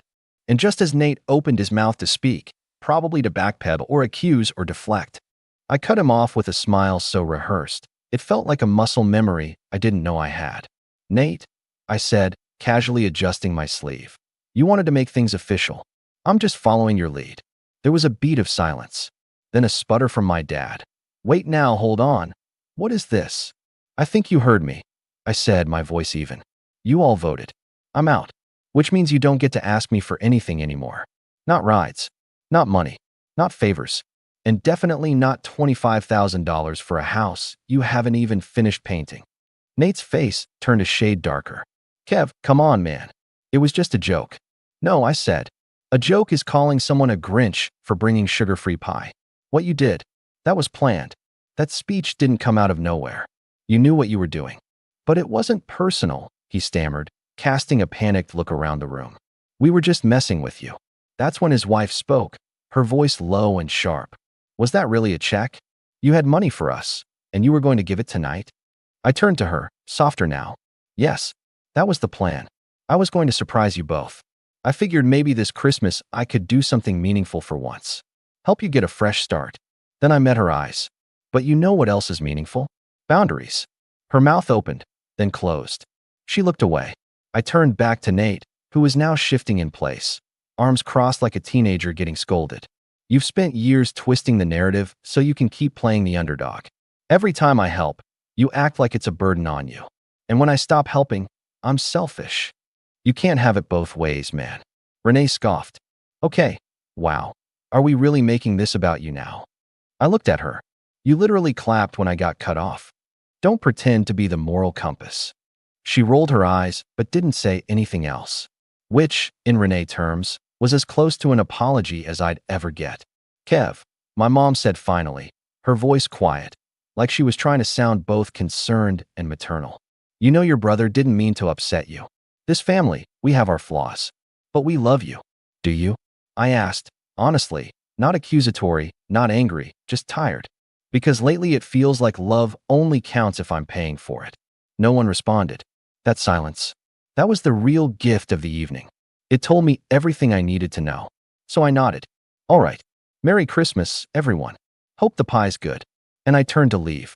But as I stepped into the hallway and reached for my coat, I heard Nate's voice behind me, louder now, desperate.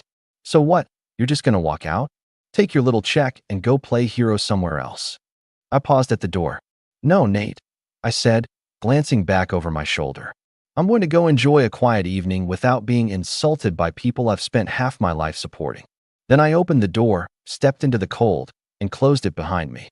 I got into my car, parked at the edge of the driveway, because of course, my spot had been taken by one of Renee's friends, and just sat there for a moment, breathing, processing. The envelope still sat in my coat, untouched. That money? It would go to something better. Maybe a scholarship fund. Maybe a donation. Maybe just a vacation for myself. For once, as I pulled out, I saw Nate step onto the porch, phone in hand. He was calling someone. Maybe me. Maybe someone else. Didn't matter. For the first time in years, I wasn't going to answer. But that wasn't the end. Because 5 days later, I got a call from my parents' bank. And that's when things got really interesting. It was a Thursday morning when I got the voicemail. I had just stepped out of the shower, coffee brewing in the kitchen, my phone flashing with a missed call from an unknown number. I played the message on speaker as I toweled off. "Hi, this is Janice. We're calling to verify some recent activity on a joint account you may be associated with. Please return our call at your earliest convenience." Joint account? I frowned and set the towel down. I hadn't been on any joint account since I helped my parents refinance their mortgage years ago. That account had been dormant. At least, it was supposed to be. I hadn't thought about it in ages. Curious, I called back. After confirming my identity, Janice sounded relieved. "Yes, Mr. Daniels, thank you for getting back to us. We've noticed a series of large withdrawal attempts, 3 in the past 24 hours, on the Daniels account ending in 7249. Your name is still on file as a co-signer." My heart dropped. I rubbed my temples. What kind of withdrawals? Attempts to pull $5,000, then $8,500, then a third request for $10,000. All denied. Insufficient funds. But they tried to push it through as an overdraft extension several times. I was quiet for a second. Who initiated the withdrawals? There was a brief pause. That information is protected, but the access point was a mobile device registered under another primary account holder, Thomas Daniels. My father. I thanked her, asked for statements to be emailed, and hung up. The pieces clicked together in a slow, nauseating crawl. They knew I had money. They always knew. But what I hadn't realized until now, what made my stomach twist, was that I hadn't just been supporting my family. I'd been protecting them. My name on that old account? It had acted like a shield. With me attached, the bank must have been more lenient with fees, limits, extensions. They never removed me, and I never thought to ask. I pulled up the email from the bank. There it was, my name, still active on the account, still liable, still their safety net, and they had tried to drain it. Not even a week after that dinner. After cutting me off. After making a spectacle out of banishing me from the family finances. I laughed, but it wasn't a funny laugh. It was hollow. Disbelief. I leaned back in my chair, staring at the ceiling, the sound of my own pulse loud in my ears. They hadn't cut me off. They were trying to cash me out. The knock came that afternoon. Not on my front door, but on my inbox. A long message from my mom. "Hey, sweetheart. We wanted to talk to you about Christmas. Maybe things got a little out of hand. You know how your brother is. He didn't mean anything by it. I think we all just got carried away. Let's have dinner this weekend and talk, okay? Also, we're having a few issues with the bank again. Could use your eyes on it. Love you, Mom." I stared at the screen for a long time. No apology. No ownership. Just soft-spoken manipulation wrapped in guilt.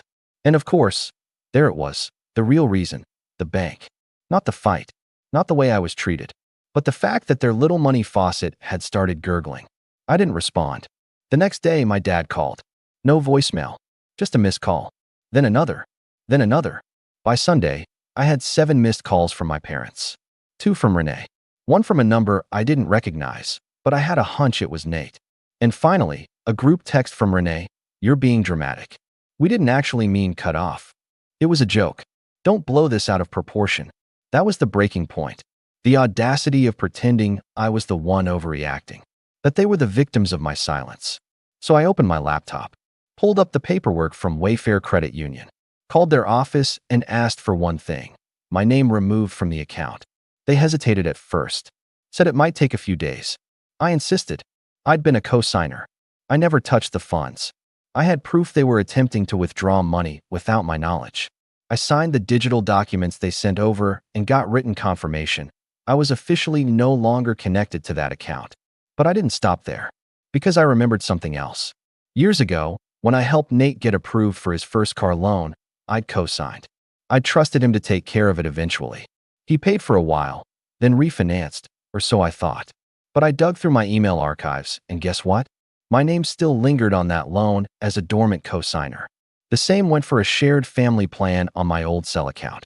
Things I hadn't thought about in years. Quiet connections, quietly abused. I spent the next 48 hours cleaning house. One by one, I extricated myself from every financial tie, every liability, every safety net they might lean on. By the time Monday morning hit, I was free. And that's when the texts turned angry. You froze the account? Seriously? Are you trying to mess us over? You know Dad needs that money for the taxes. You've really changed. And not for the better. I guess all that money made you cold. You think you're better than us now? I didn't respond. Not out of spite. Not even because I didn't care. But because I'd finally learned that silence doesn't mean weakness. Sometimes, silence is the loudest no you can give. But then, just when things seemed to be settling, I got a call I didn't expect. It wasn't from my parents. Or Nate. Or Renee. It was from Nate's wife. Her voice was shaky. Tired. And what she told me next changed everything. She called me late, past midnight. I was already half asleep when my phone buzzed, her name blinking across the screen. I hesitated, then picked up. Hello. There was silence at first. Then a breath. It's me, she said. Amanda. I sat up. Is everything okay? She didn't answer that. Instead, she said, I know I'm probably the last person you want to hear from. But I didn't know. About the check. About any of it. Her voice cracked slightly, like she'd been holding something in all day. They didn't tell me what really happened that night, she said. Nate just said you stormed off and made some dramatic exit. I didn't know about the money. I didn't know about the bank. I stayed quiet. I learned it was better to let people talk. When I saw that envelope, she continued, I recognized the handwriting. I saw it in the trash when I was taking out wrapping paper. It was torn in half. I taped it back together. She paused again. It was a check. For $25,000. From you. To us. For the house. I sighed. Yeah, that was the plan. She didn't speak for a moment.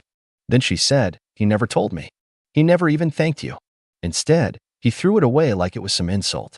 That stung a little more than I expected. But I just said, that's Nate. No, she said. It's not just Nate. It's your whole family. I've been trying to pretend it was just their way of showing love, being loud, being real. But after what I saw this week, she took a shaky breath. I packed a bag. I left the house 2 hours ago. I'm at my sister's. Now I was fully awake. You're leaving Nate? I think I already did, she said. Kevin, he tried to open a credit card in your name. I froze. What? He thought I wouldn't notice. But I've been watching the mail more closely lately. It came 2 days ago, addressed to you, but at our house. He said it was a mistake. That he was just trying to help you build credit since you never spend any of your money. But I checked. He used your old social. The one from your college documents. Somehow, he still had it. I felt sick. And your mom, she continued, her voice rising slightly. She knew. She said she didn't condone it, but also that family helps family, and that you were being too prideful. Like this was some kind of lesson they were teaching you. There was silence. My pulse thudded in my ears. I'm so sorry, Amanda whispered. I really didn't know. But I don't want to be part of this anymore. I don't want to raise a family in that house. I thought you deserved to know. Thank you, I said quietly. I'm going to file a report, she said. I'll testify if you need me to. You don't deserve this. I didn't realize I was gripping the phone so tightly until my hands started to cramp. You didn't either, I said. You deserve better than a family that treats people like bank accounts. We hung up a few minutes later. I sat in the dark, processing everything. The check, the account, the attempted fraud, and Amanda choosing to walk away from it all. By morning, I had a plan. First, I called my lawyer. We had a long talk. I forwarded him everything, emails from the bank, screenshots from Amanda, old documents from the car loan and the co-signed mortgage. He told me I had a case, especially with Amanda willing to back it up. Then I reported the attempted identity theft, filed all the paperwork, froze my credit, sent in notarized letters to every lender who had me listed as a co-signer. And one by one, I dismantled every legal, financial, and contractual connection I had to anyone in that family. Then, I wrote a single email. Just one. I sent it to my entire family, parents, siblings, cousins. Everyone. It read, you made your choice at Christmas. I'm simply honoring it. The joint accounts are closed. The co-signed loans are dissolved. The safety nets are gone. You've treated my support like entitlement, my kindness like weakness, and my silence like approval. You will no longer have access to my credit, my name, or my patience. If you attempt to open anything in my name again, I will press charges. If you contact me for anything financial, I will block you. This is not a punishment. This is a boundary, and you don't get to vote on it. Kevin. I didn't expect responses, but I got them. Renee replied with one line, "You're so full of yourself." Nate didn't respond at all, but Amanda texted to say he was furious. Yelling, throwing things. She sent a photo of his office with shredded paper all over the floor. I zoomed in. One corner of the photo showed the envelope. My envelope. Now properly destroyed. Mom called and left a voicemail. Her voice was shaking. "This is going too far, Kevin. We're still your family." I didn't call back. "Dad?" Silent as usual. But Amanda later told me he was the one who tried to go to the bank and reverse the account removal. He failed. Weeks passed. The family group chat, which I was still technically a part of, went eerily quiet. Then, one day, it disappeared. Renee must have created a new one without me. I never asked. It was weird, at first. Holidays rolled around. I didn't get the passive-aggressive invite or the last-minute guilt trip calls. Birthdays passed. No text from Mom. No fake enthusiasm from Nate. Just silence. And in that silence, I healed. I took that $25,000 check and rewrote it to myself. I put it toward a cabin I'd always dreamed of owning, far away from the noise. Somewhere quiet, with mountains and space to breathe. Amanda eventually filed for divorce. We kept in touch for a while, then drifted. But every now and then, she sends a holiday card with a photo of her new life. She looks happy. Me? I'm good. Better than I've ever been. Because the truth is, when they cut me off, they didn't realize they were setting me free. And that, in the end, was the best Christmas gift I ever got.